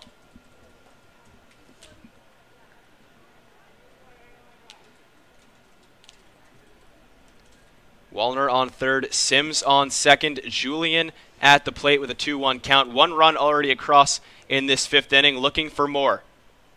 Keegan James delivers a fastball upstairs. Throwing down to 3rd base is Pedro Pages, and he got Matt Wallner hanging off the bag. Over at 3rd base, Seth Gray came in, and he got the throw and the tag, surprising Wallner and ending the inning. The 3rd out coming at 3rd base, and that will do it here in the 5th. Commodores put together another inning with a run. They're now up 3-0, and Ian Cook will toe the rubber for the top of the 6th inning here on the Falmouth Commodores Baseball Network.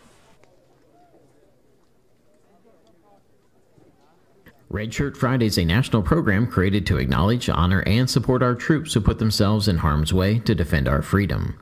In support of this program, the Cape Cod Baseball League teams will be wearing a specially designed red jersey every Friday. Help support our troops and join us by wearing red each Friday here at Gov Fuller Field. You can pick up your own specially designed Falmouth Commodores red shirt in the merchandise shack, and while there, add a ribbon to our honor wall in support of someone who has served.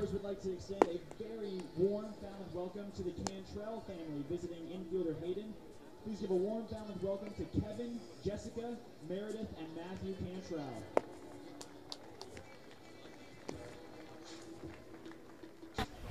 Hey, what's up, Commodores fans? I'm Bobby Kraus, and I'm here with infielder Hayden Cantrell, rising sophomore at Louisiana Lafayette.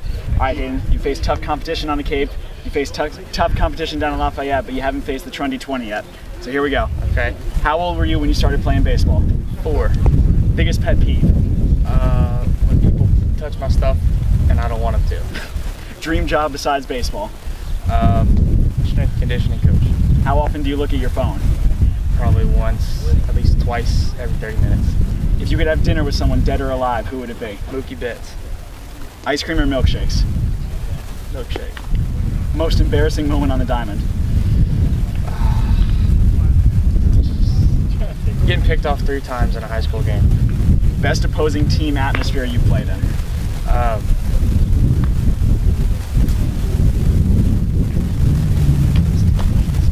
Texas, University of Texas. If you were trapped on an island with a Commodore teammate, who would you want it to be? Matt Canrino. Back here with Ian Cook on the mound and Greg Levinsky in the booth. He's taking over for Danny LaRose. Smile at the camera real quick. Hello. Hello. Good to have you in the booth. I mean, you're always in the booth, but you're never on headset. Ian Cook. Yeah, I'm usually the peanut gallery. Exactly. We always fill in our broadcasters. I feel like they know you, but they don't know you.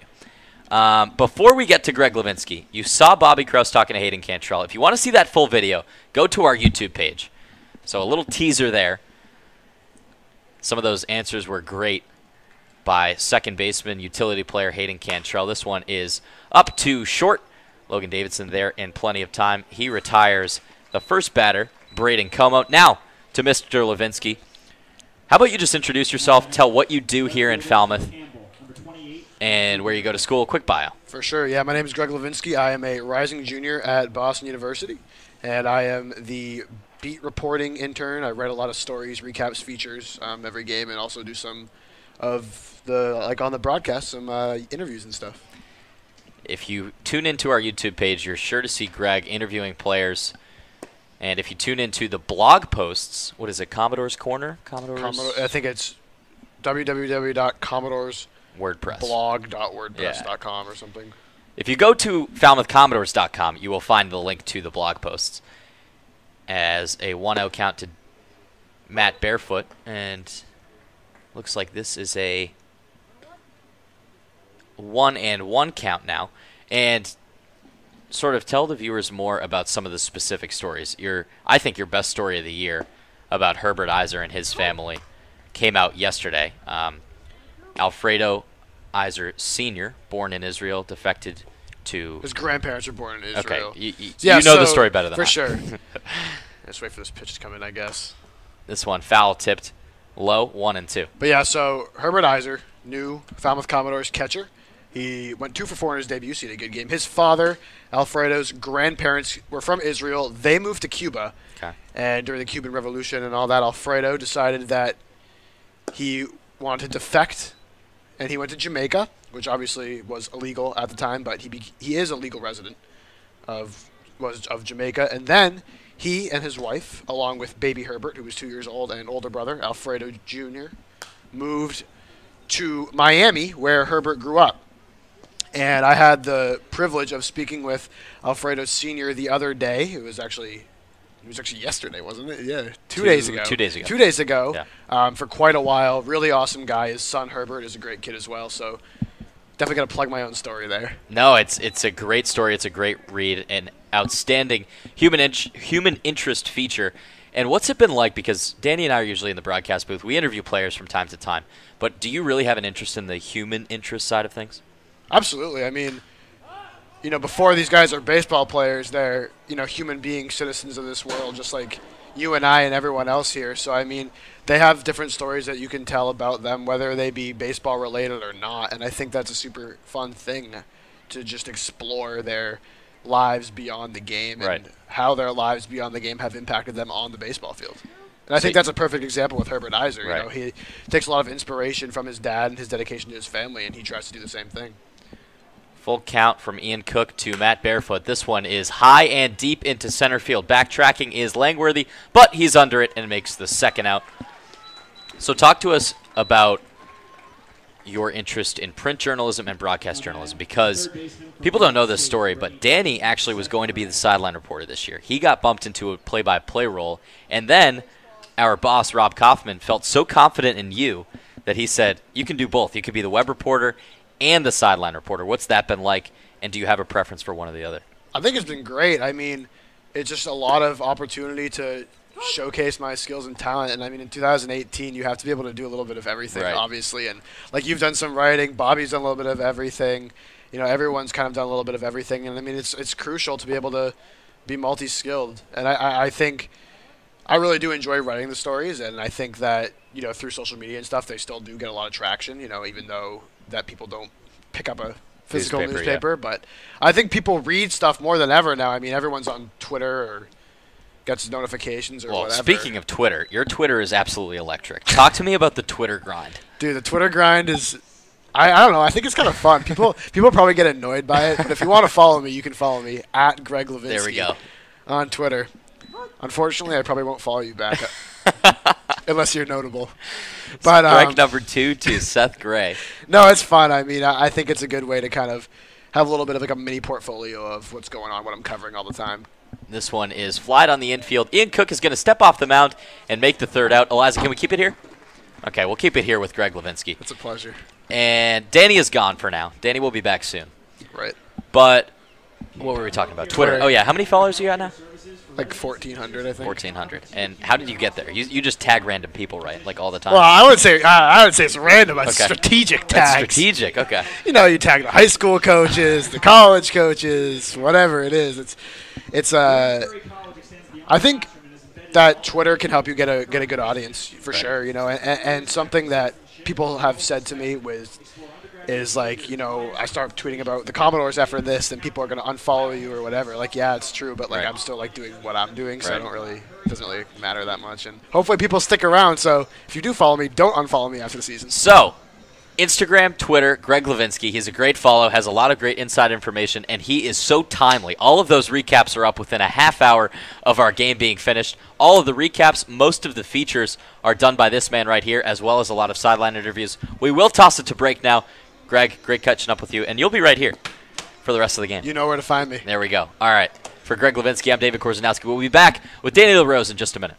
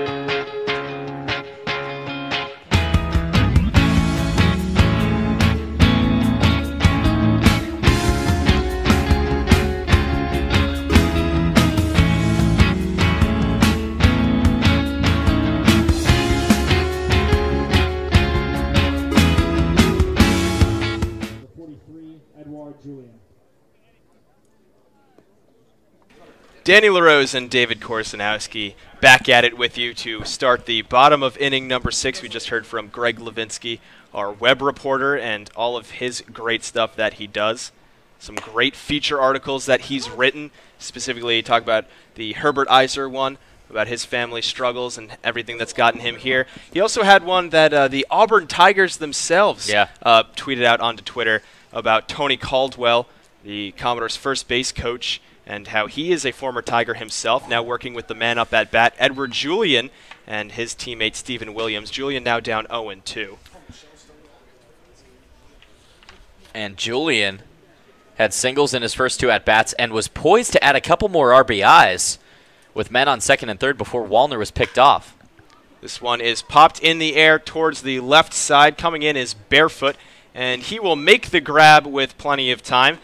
1 up and 1 down here to start the 6th. So Julian falls to 2 for 3. One of his better outings. He had a multi-hit game against Wareham, another one here today. Only a couple games apart. So Julian trying to string together consistency. That's the biggest thing that he needs to work on. We know he can hit. He has done so at Auburn, and he's done so in spurts here this summer, but trying to up that batting average. He came into today only 102. We will see another mound visit between the infield, the coach, and the pitcher James Keegan. Am I getting that right? Is it James Keegan James? Keegan James. I keep thinking about it in my head right before I'm about Psyching to say yourself it, out, yeah. and it always messes me up, the two first names. That will be it for Keegan James. He hands the ball off, and he will not face Cameron Cannon. He started the 5th inning, allowed 1 run on the single from Davis Sims, and then stranded 2 with help from his catcher Pedro Pages on that pickoff on Matt Wallner, as you were saying, David. Then here in the 6th, he gets the flyout to Julian, and now he will be relieved. It is going to be Parker Towns. Parker Towns from Dallas Baptist. That is where Herbert Iser is transferring to, right on cue. Head coach Chad Gassman must have known. He was the one that made the mound visit. Gassman, in his 10th season at the helm for the Harbor Hawks, was head coach of the University of Pikeville for 3 years, was also the coach of the year in the Cape League back in 2011. But a little bit more on Towns. He has a 4.76 ERA this summer, only 5 2/3 innings pitched. That was the exact innings pitched for Keegan James when he came into this one. So Towns coming in relief. He will be the 3rd pitcher tonight for the Harbor Hawks. He'll have to face Cameron Cannon and Will Brennan, and potentially, if we get that far, the top of the order, Logan Davidson. So a righty and then a lefty in Cannon and Brennan. And a little bit more on Towns. He is a rising senior, a righty. 4.08 ERA last year at Dallas Baptist, a 1-1 record. Only 28 2/3 innings pitched, but 27 strikeouts, so right about at that strikeout per inning ratio. And he's from Texas as well, from Tyler, Texas. He also transferred from Howard College after starting there for his first couple years. Towns finishing up some of his last warm-up pitches to Pedro Pages while the infield and outfield both convene.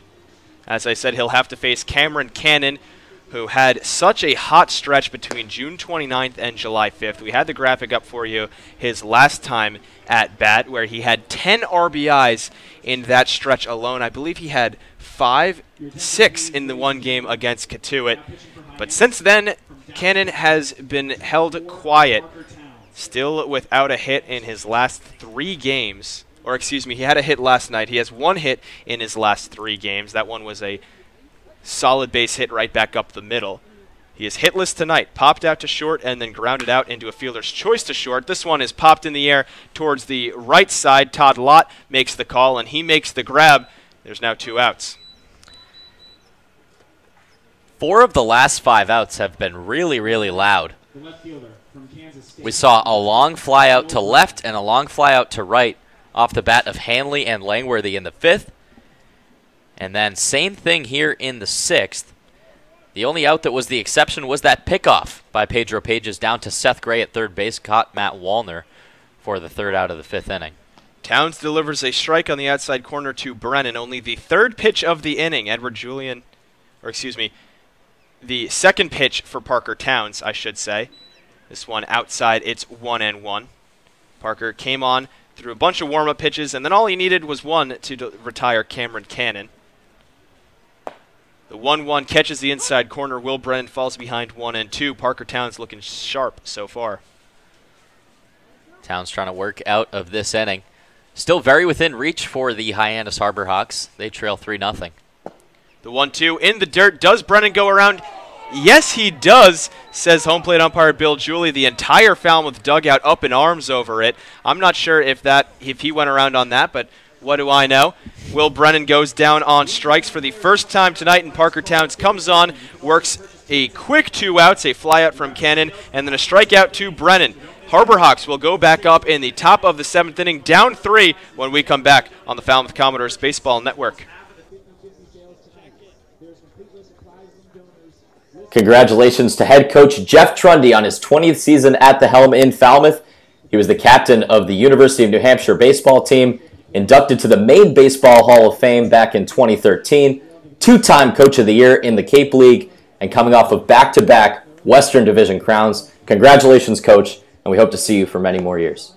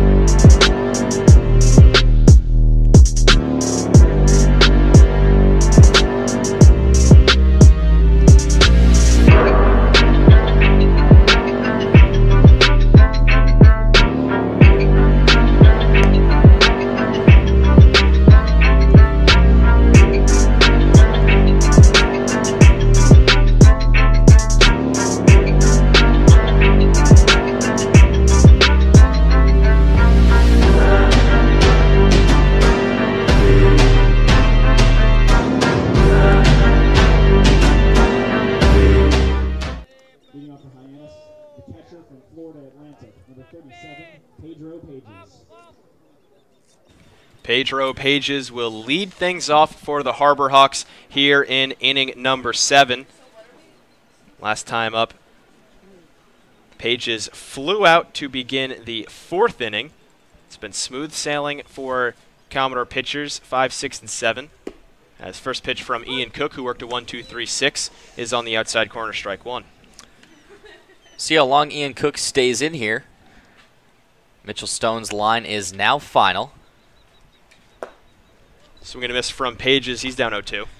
And really a great outing for Stone. After going only 3 and then 3 1/3 in his last 2 starts, he went 5 innings even tonight, gave up 4 hits, no earned runs, 3 walks, and 3 strikeouts. He's got to improve that walk-to-strikeout ratio a little bit, but back on the right track is Mitchell Stone.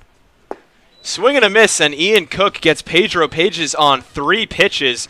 Beautiful strikeout for Cook, and Pages had no chance on that slider. Ian Cook loves his slider, and you see why. Cook has now retired all 4 batters that he's faced, and it's been right in the meat of the order, too. Hitters 2 through 5. The lowest one batting 246. Now Todd Lott steps in. He's up at 309. That's Cook's first strikeout in his 4th batter faced. Kicks and delivers to Todd Lott below the knees, 1-0.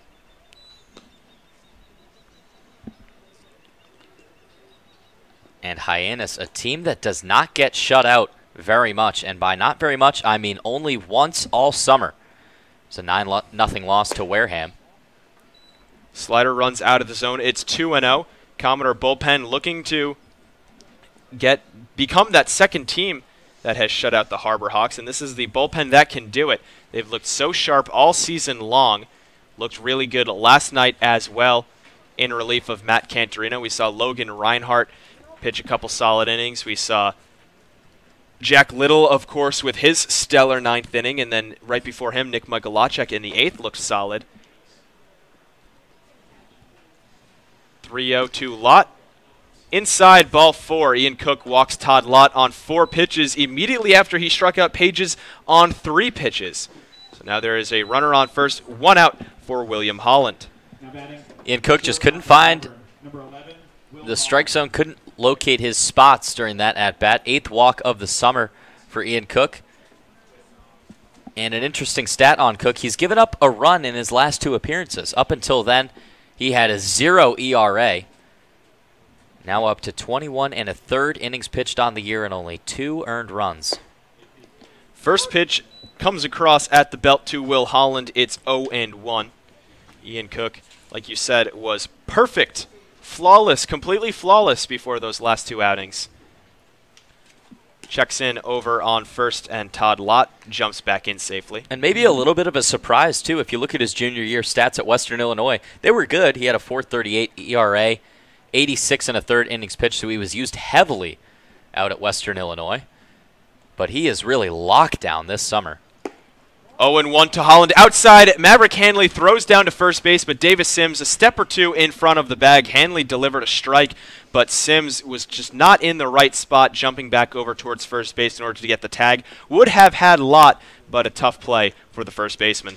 Well, Sims just didn't know where Lott was. He didn't turn around. He didn't know which way to turn around. So he turned around to his left towards the bag. If he went to that other side, he probably would have gotten him out. Lott is running, but swinging is Holland, and he fouls it away. Todd Lott will have to jog back to first base. Count now 1-2 against Holland. The hit and run does not work out in the Harbor Hawks' favor. So more on Ian Cook.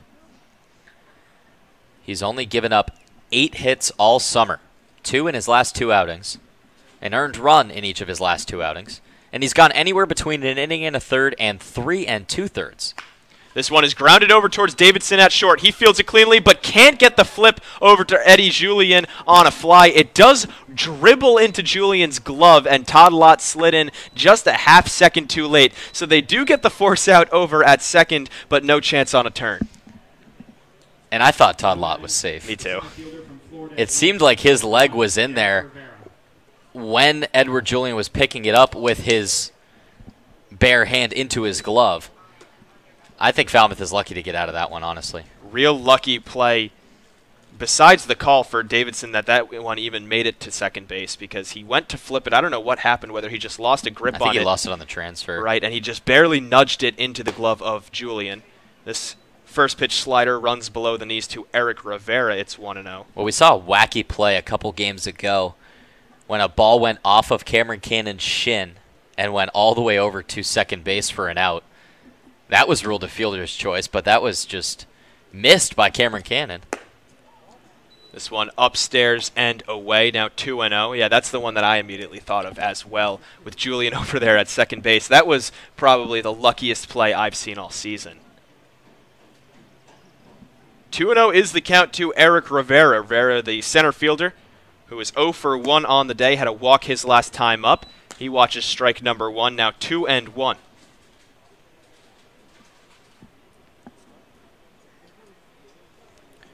Trying to get out of this inning is Ian Cook. He's only allowed 1 base runner. He checks over on that 1 base runner, Will Holland.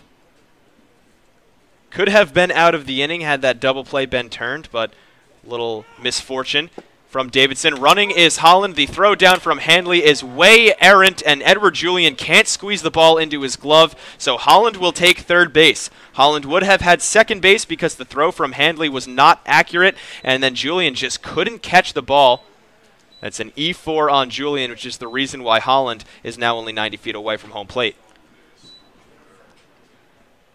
So that is ruled a stolen base, but then he advances to third on the error by Julian. As you said, not a great throw by Handley, but if you're Edward Julian, you got to get over there and make that squeeze. First error of the night here in the top of the 7th. Otherwise, we've seen a really clean game. Another slider from Ian Cook, and this one falls outside. Error is actually attributed to Maverick Handley. I agree with that. Misspoke. I think it could have been either one. Right. Julian just dropped the ball. And it was a bad throw by Handley.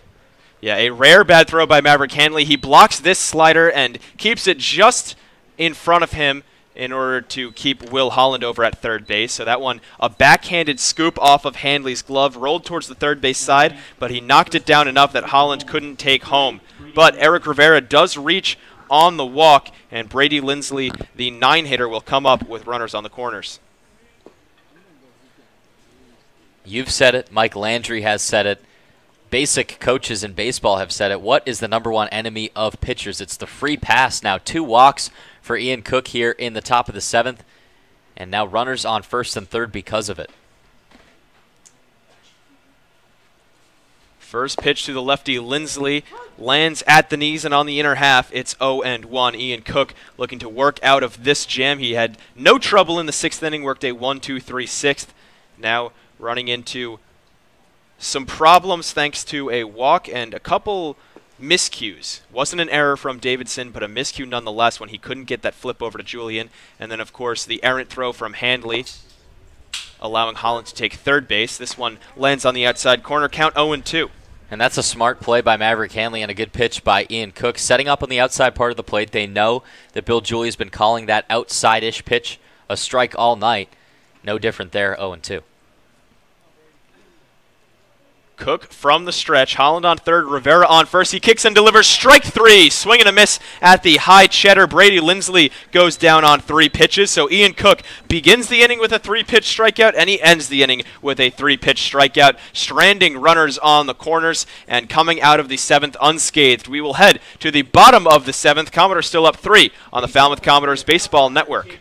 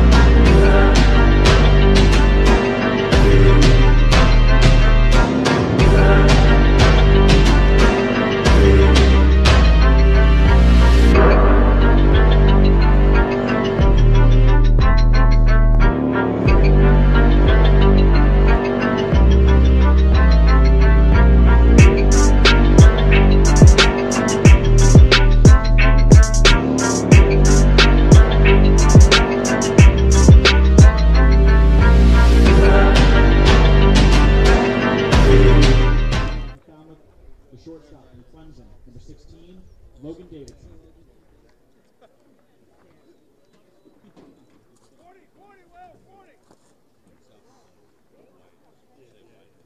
Logan Davidson will lead things off for the Commodores here in the bottom of inning number 7. He shows bunt and can't lay that one down fair. It goes foul along the left side. He will be facing Parker Towns, who pitched a clean 2/3 of an inning to finish off the 6th inning. Logan Davidson batted .292 last year at Clemson. But he is 0 for 2 tonight. He fouls this pitch back. He's behind 0-2. He's 0 for 2 and batting right around 200. Came into today batting .203. That has gone down now with his 2 strikeouts. Struggling at the plate all summer, looking to get anything to go his way. This one outside, it's 1-2. And it's still Parker Towns on the mound for the Harbor Hawks, trying to keep this game at 3 runs. Give Hyannis a chance in the 8th and the 9th. Davidson swings and misses at the high fastball. Looks like he caught a piece of it, but squeezing it was Pedro Pages. And Logan Davidson now with his 3rd strikeout of the evening. Tough night for Davidson right after a 2-hit night against Bourne. He comes back with 3 strikeouts. That may be his last at bat. We'll see if he comes up in the 8th or in the 9th if they need him. Swinging first pitch is Maverick Hanley. He comes up empty. He's now down 0-1. And if you look at the strikeouts tonight, there are 7 of them for the Commodores, and 6 have been from hitters 1 through 4. Hanley once again comes up empty. He's down 0-2 yet again. A little more on Parker Towns. He has a 1-1 record. And he's pitched anywhere between 1/3 of an inning to 2 innings. Mostly used in short to middle relief for the Harbor Hawks. As you said, David, he's looking to keep the score the same. The Commodores looking to get some insurance runs for their bullpen. They've got Carson Spires warming up in the pen. We'll see if he comes on to start the 8th or whether it will be Cook and that they ride Cook until he runs into trouble. And all 3 earned runs that Towns has given up this summer came in his last outing against Yarmouth Dennis. 3-2 now to Hanley. So the Yarmouth Dennis Red Sox, they seem like they give so many other teams trouble, except for the Falmouth Commodores. Right. Commodores defeated them 8-0 in YD. Only lost to them here at Gov Fuller Field 1-0 in the middle of that 6-game losing streak. Hanley works a walk, so he falls behind 0-2, works it back 3-2, and is now on first base with a free pass. And then, of course, earlier in the week, the Commodores won pretty convincingly once again at Red Wilson Field. Yeah. Meanwhile, every other team, it seems like YD is always their kryptonite. No doubt about it, Danny. YD is 2nd in the whole Cape League. They're 1st in the East Division. 14-8-4. Langworthy gets a hold of this one, lifts it out into left field. Matt Barefoot is underneath it, and he will record it for the 2nd out of the inning. 1 pitch to Langworthy, and he flies out. It's a little bit of a deeper look at the standings. Falmouth is trying to bump their way up. Katuitt tied tonight. So they added 1 point. But the Falmouth Commodores poised to climb back and take sole possession of that 4th place spot. They would actually be tied with Bourne as well if the Braves lose. Stephen Williams steps in, and he watches a first pitch strike right down Broadway, 0-1 to the cleanup man. So quick look around the Cape League while we're at it. Harwich beat Brewster 7-5. Brewster still with 6 wins on the year. They are the only team who does not have double-digit wins. This ball is outside to Stephen Williams. Katuitt and Wareham tied 2-2 in 10 innings, so the darkness rule came into effect. Falmouth obviously up 3-0 here. YD is up 11-8 in a shootout at Red Wilson Field. And Chatham up 5-0 on Bourne. So they'd be tied for 3rd if they win tonight. The Commodores would. It's fouled back by Williams, so the Kettleers get only 1 point. Correct. From that tie. Yep. If the Commodores were to win tonight, if the score remains the same, they'd be 1 point ahead of the Kettleers. And if the score remains the same in Bourne's game, in which they are down 5-0, then they would be, as you said, tied for 3rd place. Just how neck and neck 3 through 5 looks right now in the Western Division. And Bourne would have the tiebreaker between those 2 teams because they have won head-to-head matchups, 4-1 right now. And I mentioned it to you pregame, but these Commodores, who, if they win tonight, would be 500. The Kettleers are 500, standing at 4th place. And then we look over at the Eastern Division. So that's 4th and 5th. They're right around 500. We look at the Eastern Division. Chatham Anglers are 500, comfortably in 2nd place. Yeah, so if Falmouth wins tonight and you put them in the East Division, they'd be tied for 2nd. Yeah. With Harwich. We talk about it a lot, but it bears repeating. I've been meaning to dig into West versus East matchups because it seems like every time I check, the West is usually beating the East. Right. And it was the opposite last year. Right. East was the better division. Orleans had an outstanding year. They were the #1 seed. 2-2 to Williams is belted into center field. This one will drop for a base hit. Fielding it on a slide is Eric Rivera out in there in center field, so Maverick Hanley has to hang on at second base. That one nearly got past Rivera, which would have meant bad news. Hanley potentially could have scored, but instead he keeps it in front of him, and Williams is on base for the 3rd time tonight in 4 chances with his first hit of the evening. And a big spot for Matt Wallner. He is 1 for 2 on the night, had a single back in the 2nd, and he has so much power. Had a hard-struck ball deep to center field in the 4th inning. Now with a couple ducks on the pond trying to make Parker Town sweat. Wallner looking to redeem himself for his base-running blunder in the 5th. He ended the inning over at 3rd base after he was picked off by Pedro Pages. He watches ball number 1 below his knees. Wallner, a late arrival to Falmouth. Batted .351 during his sophomore year at Southern Miss. A .618 slugging percentage and 67 RBIs. The 1-0 to Wallner. Upstairs now 2-0. Great hitters count to a great hitter. And we talk about his power so much, but, I mean, you kind of expect it with a guy who's 6'5", 220. If you just watch him during BP, he is launching these baseballs to the outfield, consistently hitting the wall, getting it over the wall. He has 1 home run on the year. It's a 2-run home run against the Red Sox. This one grounded up the first base side. It is blocked nicely by Lindsley, and he will take it himself. 3 unassisted on the putout to end the 7th inning. Beautiful defensive play by Brady Lindsley to save a run and get Towns out of the inning. The Commodores strand 2 and still lead 3-0. We will head to the top of inning number 8 here on the Falmouth Commodores Baseball Network.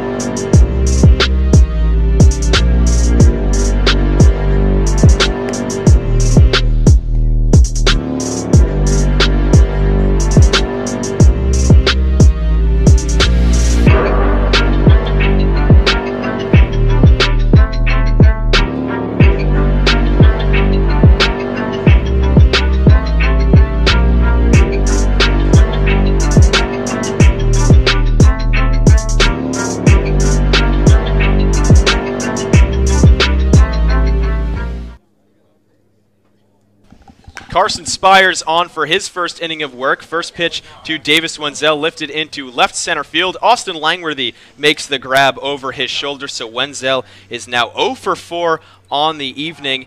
And Carson Spires out of Clemson University, coming on in relief of Ian Cook, throws one pitch and gets one out.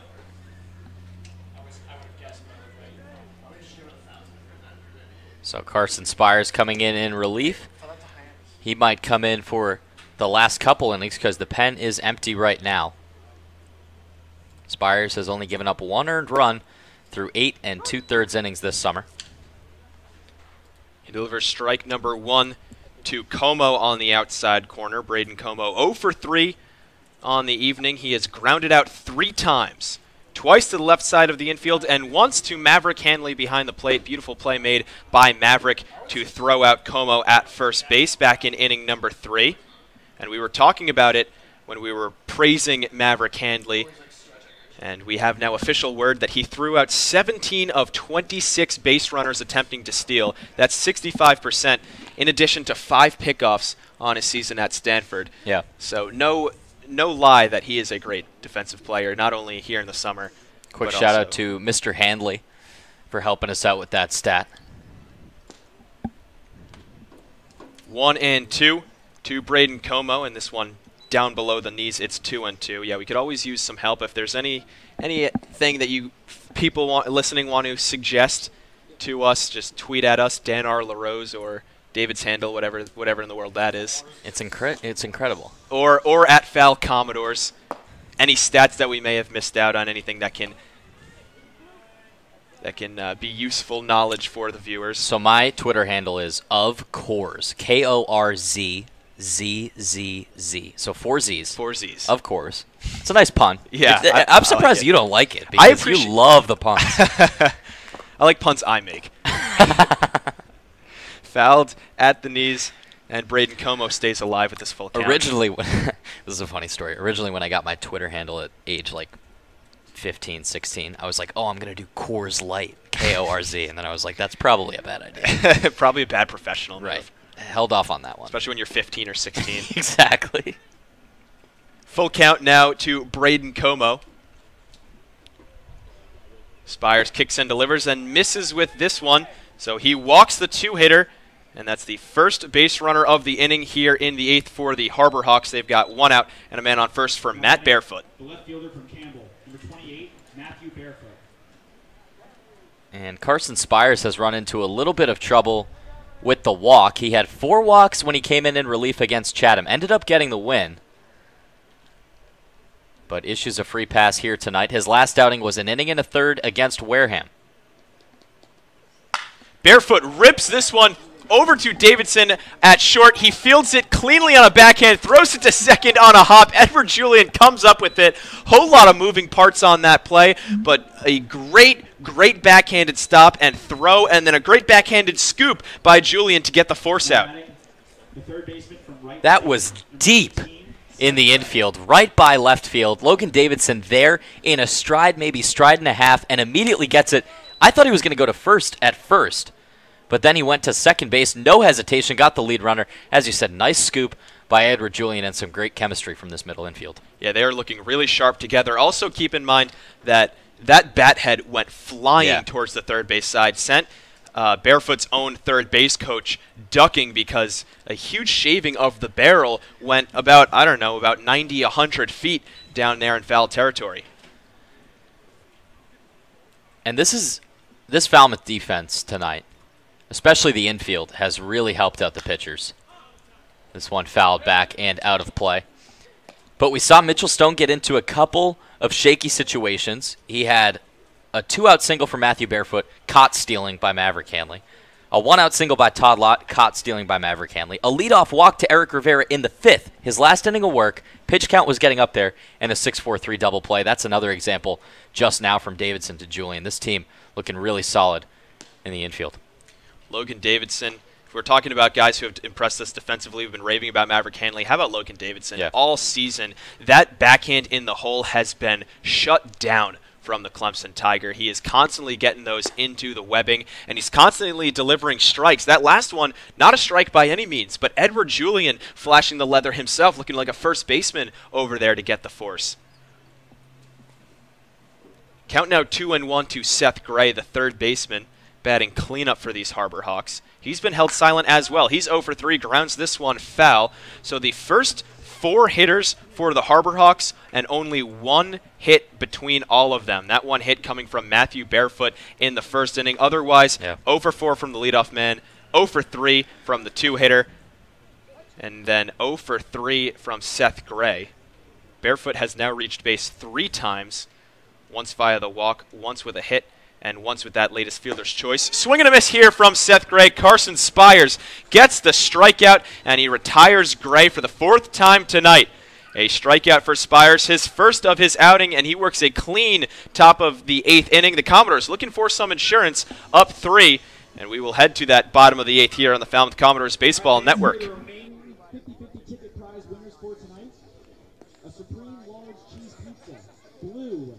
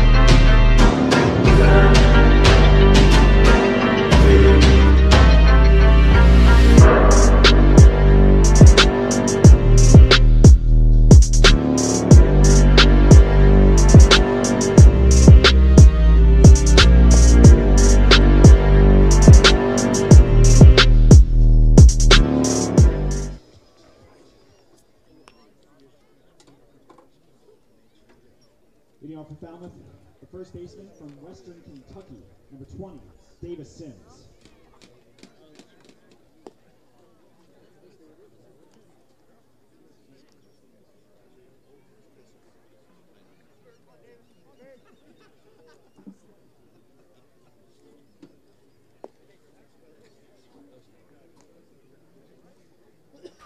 Back in action here from Gov Fuller Field for the bottom of the 8th inning. Commodores looking to get some insurance. It'll be Davis Sims looking to start things off up against Kyle Kemp for the Harbor Hawks. Kyle Kemp, a 1-0 record, a 4.15 ERA. He fires a first pitch fastball upstairs for ball number 1. 6th appearance of the summer, only 4 1/3 innings pitched. And he's only given up runs in 1 of his outings. That was that 17-4 loss against Wareham. Seems like every Harbor Hawk reliever let up a couple runs in Yeah, that Wareham game. I was just going to go through the Harbor Hawks had 5 pitchers that game. Fowler got the loss after 2 1/3. 2-0 to Davis Sims. He gets way underneath it into foul ground along the left side, and it will go out of play. And a good night for Davis Sims. 2 hits, 1 run. He's only been put out once. That was a fly out back in the second inning, but even that was productive. It advanced Stephen Williams to third base, and he then scored for the first run of the game. There has not been a bad at-bat for Davis Sims quite yet. 2 for 3, looking for more. He's ahead of Kemp 2-1. Kemp kicks and delivers. Beautiful slider. Davis Sims comes up empty. And that's an example. We talked about him shortening up his swing. That was one where it was a little bit longer. He was lunging at it. He's now playing a little bit closer to the plate, but on that at-bat, he was a little bit further away and came up empty.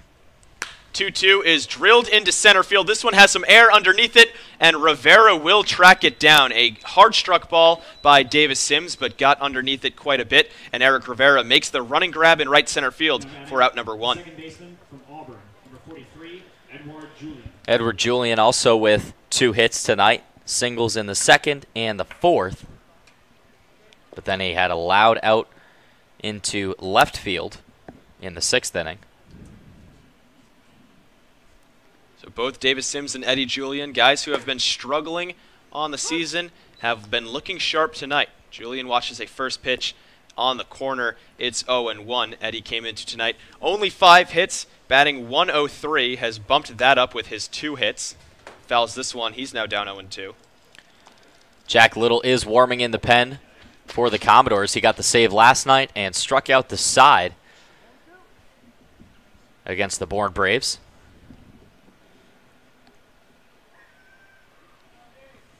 The 0-2 from Kyle Kemp just misses the outer edge. That looks like one that we saw called as a strike earlier in the game. And all of a sudden, it's a ball. Julian getting the benefit of the doubt. Trying to work this count, extend the game, get a little more insurance for the Commodores. Looking for their second win against Hyannis this summer. 1-2 in the dirt. Count now even at 2-2. Again, this is the third game being played between these two teams. This is the first time we are seeing Hyannis here at Gov Fuller Field. First time we're seeing these away jerseys, which are out there, to say the least. Yeah, kind of like the Mets. I was just about to say the 2-2 is swung on and missed by Eddie Julian. He goes down on strikes for the first time tonight. He now is 2 for 4, and Cameron Cannon will come up, nobody on and 2 outs. I was just about to say, so about a decade ago is when the team started changing their names, because they used to all be named, except for the Commodores, used to all be named after MLB teams. That's why you see the Yarmouth Dennis Red Sox, the Harwich Mariners, right, and the Hyannis Harbor Hawks were the Hyannis Mets. Oh, wow. But then the MLB said, hey, we want a piece of that, and the Cape League said no. So that's when they started changing their names. Now, I, for one, love the name Harbor Hawk, and I love that they have their own, each Cape team has their own unique name. Yeah. But they've kept the color scheme, and they go with a little more vibrant color scheme than the Mets do. Strike number 1 on the outside corner. Maybe a little off the outside corner, but a strike nonetheless. It's 1-1. Kemp working quickly, kicks and delivers the 1-1. Does Cameron go around? And he does not, says first base umpire Doug Isham. He gets back ahead 2-1.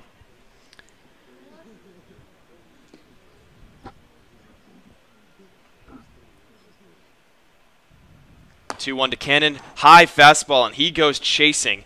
Comes up empty. Cannon loves that high pitch, and he goes after it once again. Cannon had a hit last night, but it wasn't, you know, a really hard struck ball to the outfield. It was an infield hit. It was off of Bolden, the pitcher for the Braves. It was off of his leg and then died in the infield.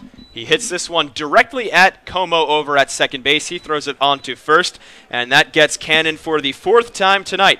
Cameron Cannon grounding out to second to end the 8th inning. The Commodores go down in order, and it'll be up to Jack Little, the closer, for looking for his 3rd save of the season. Commodores up 3-0. Coming back for the top of the 9th here on the Falmouth Commodores Baseball Network. Hey Commodores fans, next time you're at Gov Fuller Field, you may notice all players, coaches, umpires, and interns are wearing small honorary badges in memory of Yarmouth Police Sergeant Sean Gannon, who was killed in the line of duty in April here on Cape Cod.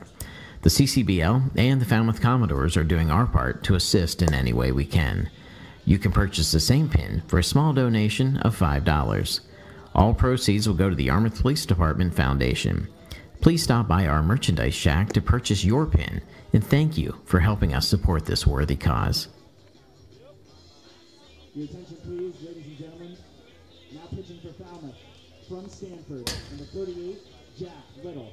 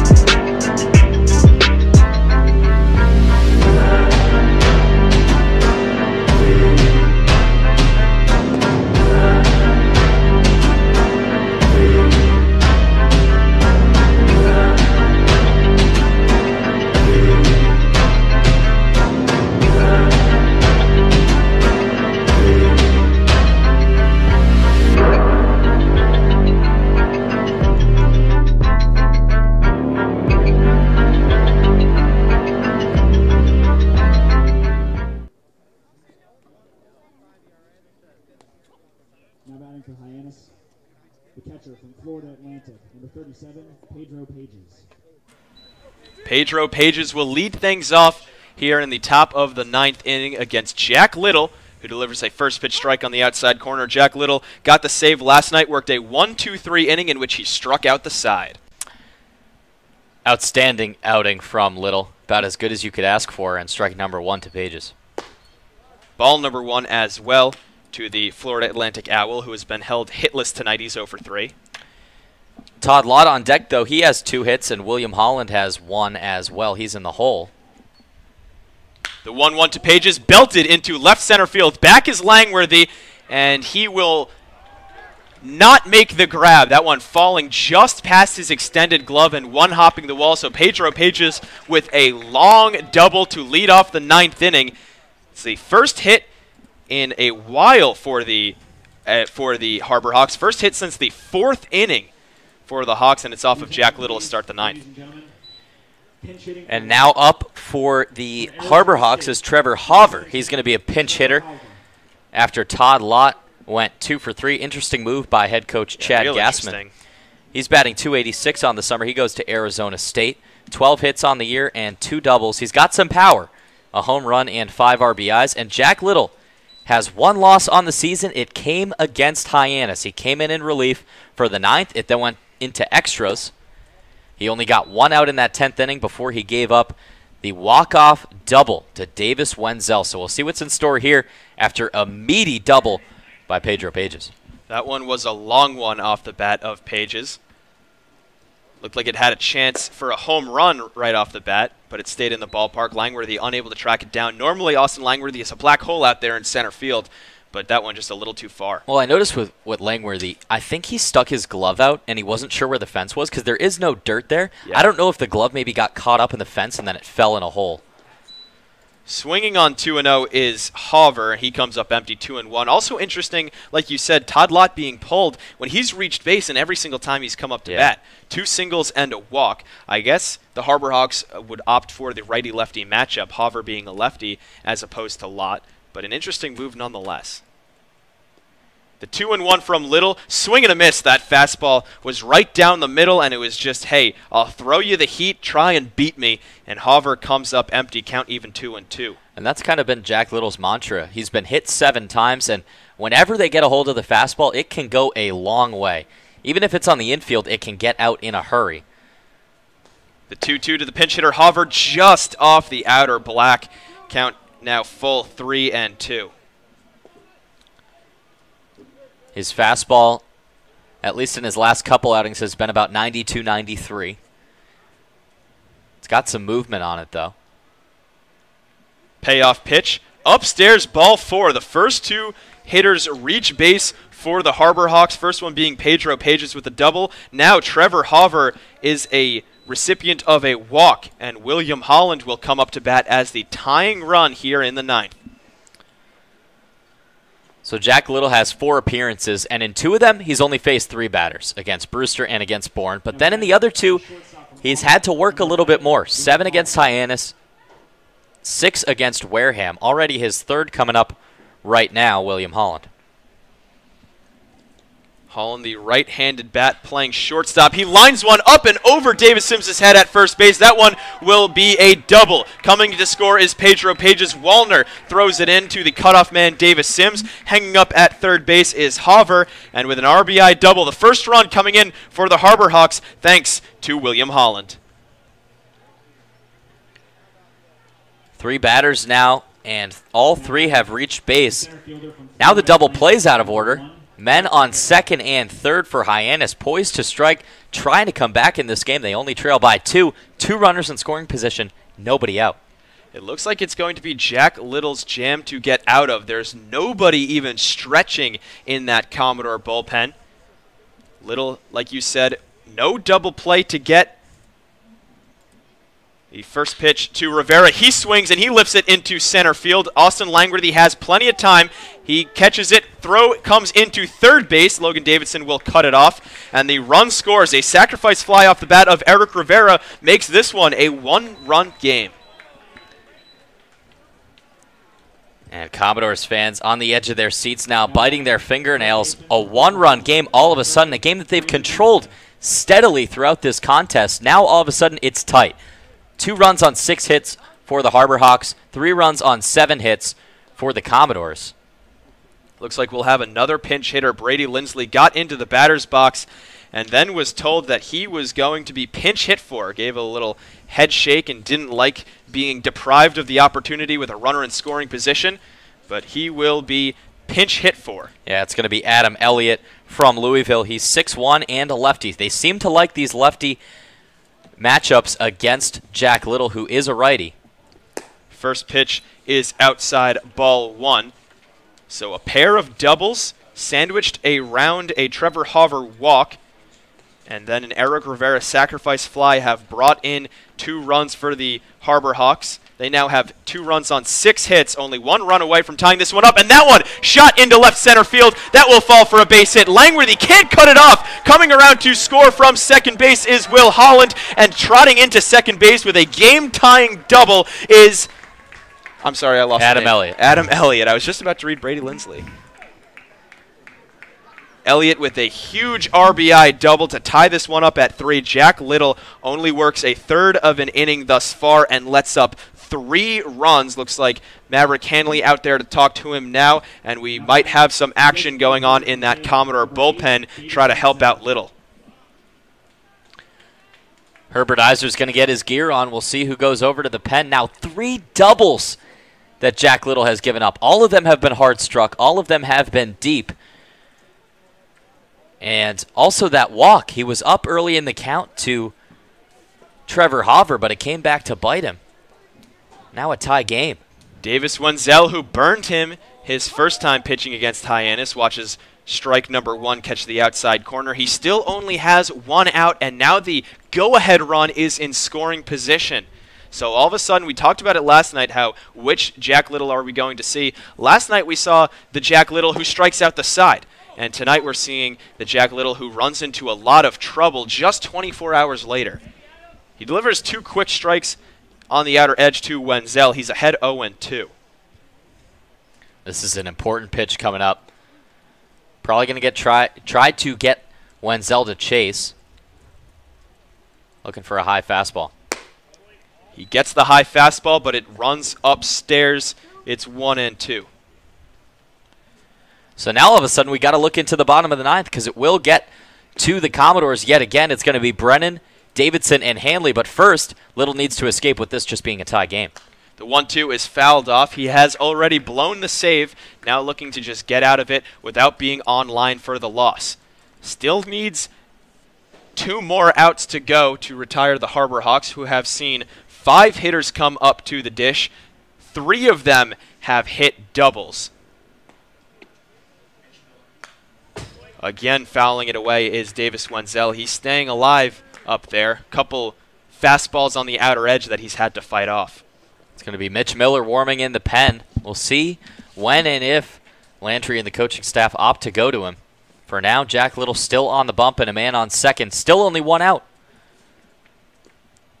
The 1-2 to Wenzel. He gets under this one. It is into shallow left field. Looks like Logan Davidson will actually make the grab on the infield dirt right along where the dirt meets the grass. So a pop out to the shortstop Davidson for out number 2, and Braden Como will come up looking to get that go-ahead run across. And I want to go back to some of those moves by Chad Gassman, because right now he looks like a mastermind over there in the third base box.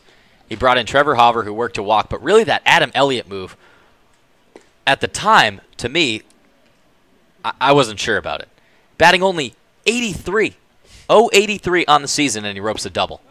Strike number 1 lands to Braden Como, 0-1. Yeah, Lindsley, who was a lefty himself, so I don't know what they were going for, because you already have the righty-lefty matchup in your favor, and instead he goes for the guy with the worst average, and like you said, looks like a mastermind because it completely pays off. 0-1 to Como, lands on the outside corner. Now 0-2 to Braden Como, and boy, if Jack Little can get out of this with only the game tied, he would be mighty pleased. Give his team a chance to get the walk-off in the bottom of the 9th. Game tied up at 3. 0-2 is the count to Braden Como. Hanging out at second base is Adam Elliott. He batted in the game-tying run, looking to come across with the go-ahead run.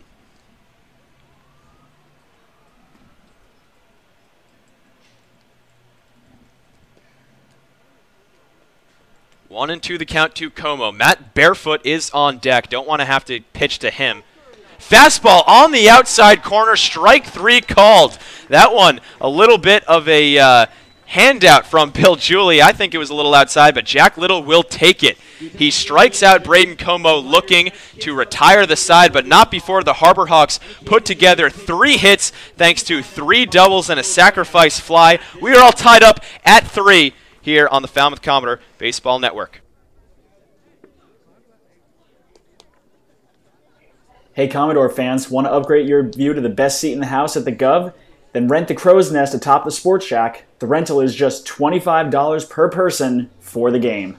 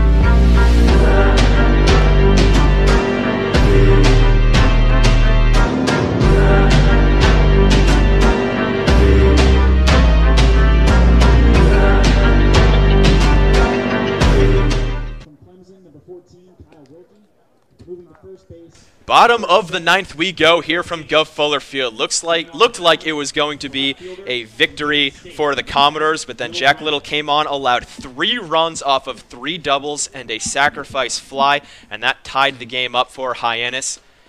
Now both teams even at 3 runs, even at 7 hits. Will Brennan watches ball number 1 below his knees. Kyle Kemp back out on the mound for his second inning of work. He worked a 1-2-3 8th inning. And some important changes for the Harbor Hawks that we should note. Hauver is out in right field. Brennan goes 3/4 on that fastball and comes up empty. Pedro Pages, who was behind the plate for most of this game, over at first. Brady Lindsley's day is done. And Kyle Wilkie is in as the catcher right now. He is from Clemson. Brennan slaps this one, but foul straight towards that Harbor Hawk bullpen. He's now behind 1 and 2 to the righty Kemp. And Kemp looked great in inning number 8. Didn't think maybe that he would be needed for inning number 9, but a 3-spot put up by the Harbor Hawks off of Jack Little. All of a sudden we got a tie game, possibly extras. The 1-2 to Brennan, below the knees 2 and 2. Yeah, it was very surprising. Looked like it was going to be the second time all season the Harbor Hawks would be shut out, and you had it in the hands that you wanted to be. Yeah. With Jack Little, who pitched a stellar 9th inning last night when he struck out the side, all of a sudden comes out today and gets lit up. This one is slapped into left field, and Will Brennan has his second hit of the ball game, and he leads off the bottom of the 9th with a nice hard-struck single. It'll be Logan Davidson coming up to bat with a runner on first and nobody out. Just what the Commodores need, and Will Brennan is starting to really produce. He has 2 straight games with 2 hits and had a couple important hits last night as well. He continues to keep it going and now has 7 hits over his last 5 games. He's been flirting with that 200 average so much this year. It's been above 200, then below 200, back and forth, back and forth, back and forth. But now really starting to try to have that average climb. So is Logan Davidson. He came into today batting .203, but struck out 3 times so far, and man, do the Commodores need him now. He is looking to avoid the golden sombrero. 0 for 3 with 3 strikeouts and a walk. You know what I'm going to say. Greg beat me to it. He's due. Yeah. Logan Davidson is due for a hit. This is a guy we've seen hit pretty consistently last couple of days. He's about a 1 hit per game, and he has been held hitless tonight. A couple of questionable punch-out calls, one that he definitely didn't like in inning number 4, in which Coach Jeff Trundy came out and backed him up, started arguing things. And now Kyle Kemp will get a visit on the mound after talking for a pretty long time with Kyle Wilkie. 2 arms warming in the pen, and this is going to be Sean Manfredo, the pitching coach for Hyannis in his 6th year. Was a 7-year coach at UMass Dartmouth and was named to the pitching coaching staff for Hyannis back in 2013. Looks like there will be a call to the bullpen. Kyle Kemp's day is done after only 1 full inning of work. He allowed a leadoff single to Will Brennan here in the 9th, and he will be relieved. So the Harbor Hawks will head to their 5th pitcher of the ball game.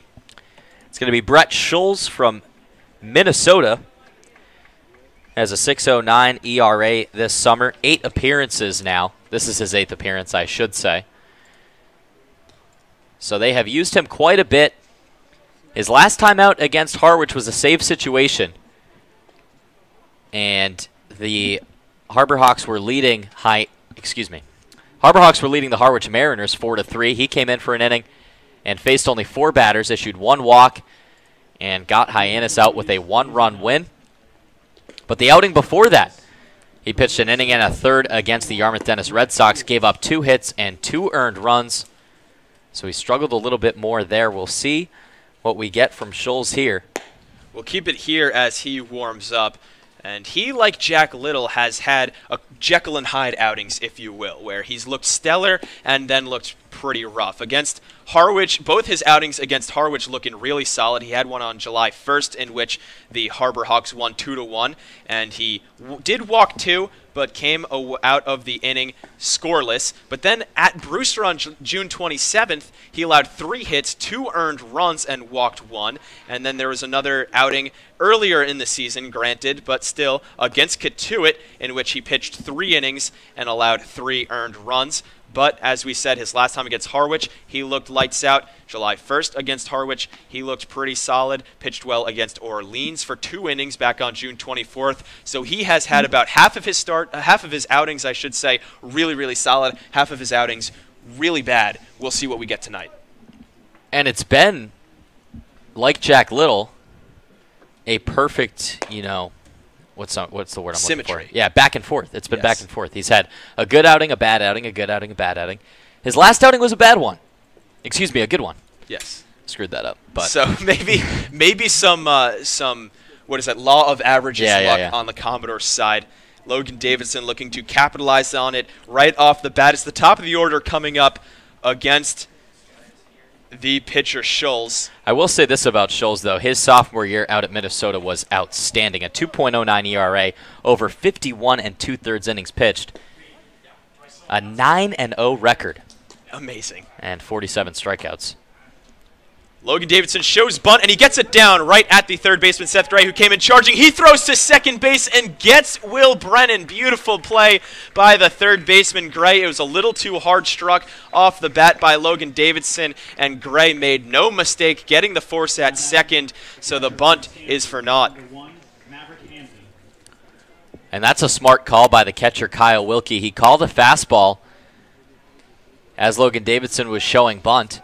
And then because it was a fastball, it was so hard hit quickly over to Gray. So plenty of time to get it down to second base. Gray was already about 5 to 10 feet on the infield grass when he saw Davidson showing bunt. He came in booking it, and that's part of the reason why he was able to pick it up so quickly. First pitch to Maverick Hanley is a strike on the outside corner, so looked like the Commodores were going to have the winning run in scoring position, less than 2 outs. Instead, they still have a runner on first, this time with 1 out.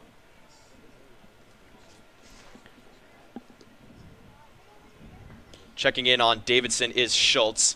Maverick Hanley is 0 for 3 on the evening. He walked his last time up, was stranded on second base in that 7th inning. Up against the righty Schultz, it's 0-1. Minnesota Golden Gopher kicks and delivers, and is swing and a miss from Hanley. It's now 0-2.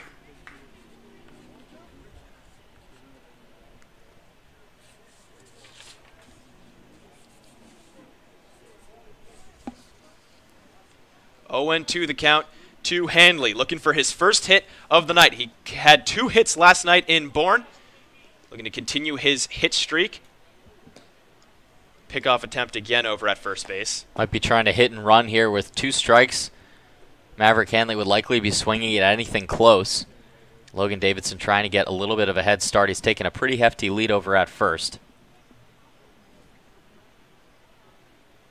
Schulz again checks in over at first base. Davidson, nothing doing. So if there is a hit and run call, Logan Davidson is not showing too much other than that extended lead. He's got that 6'3" frame, long arms as well, so it's pretty easy for him to get back to the bag.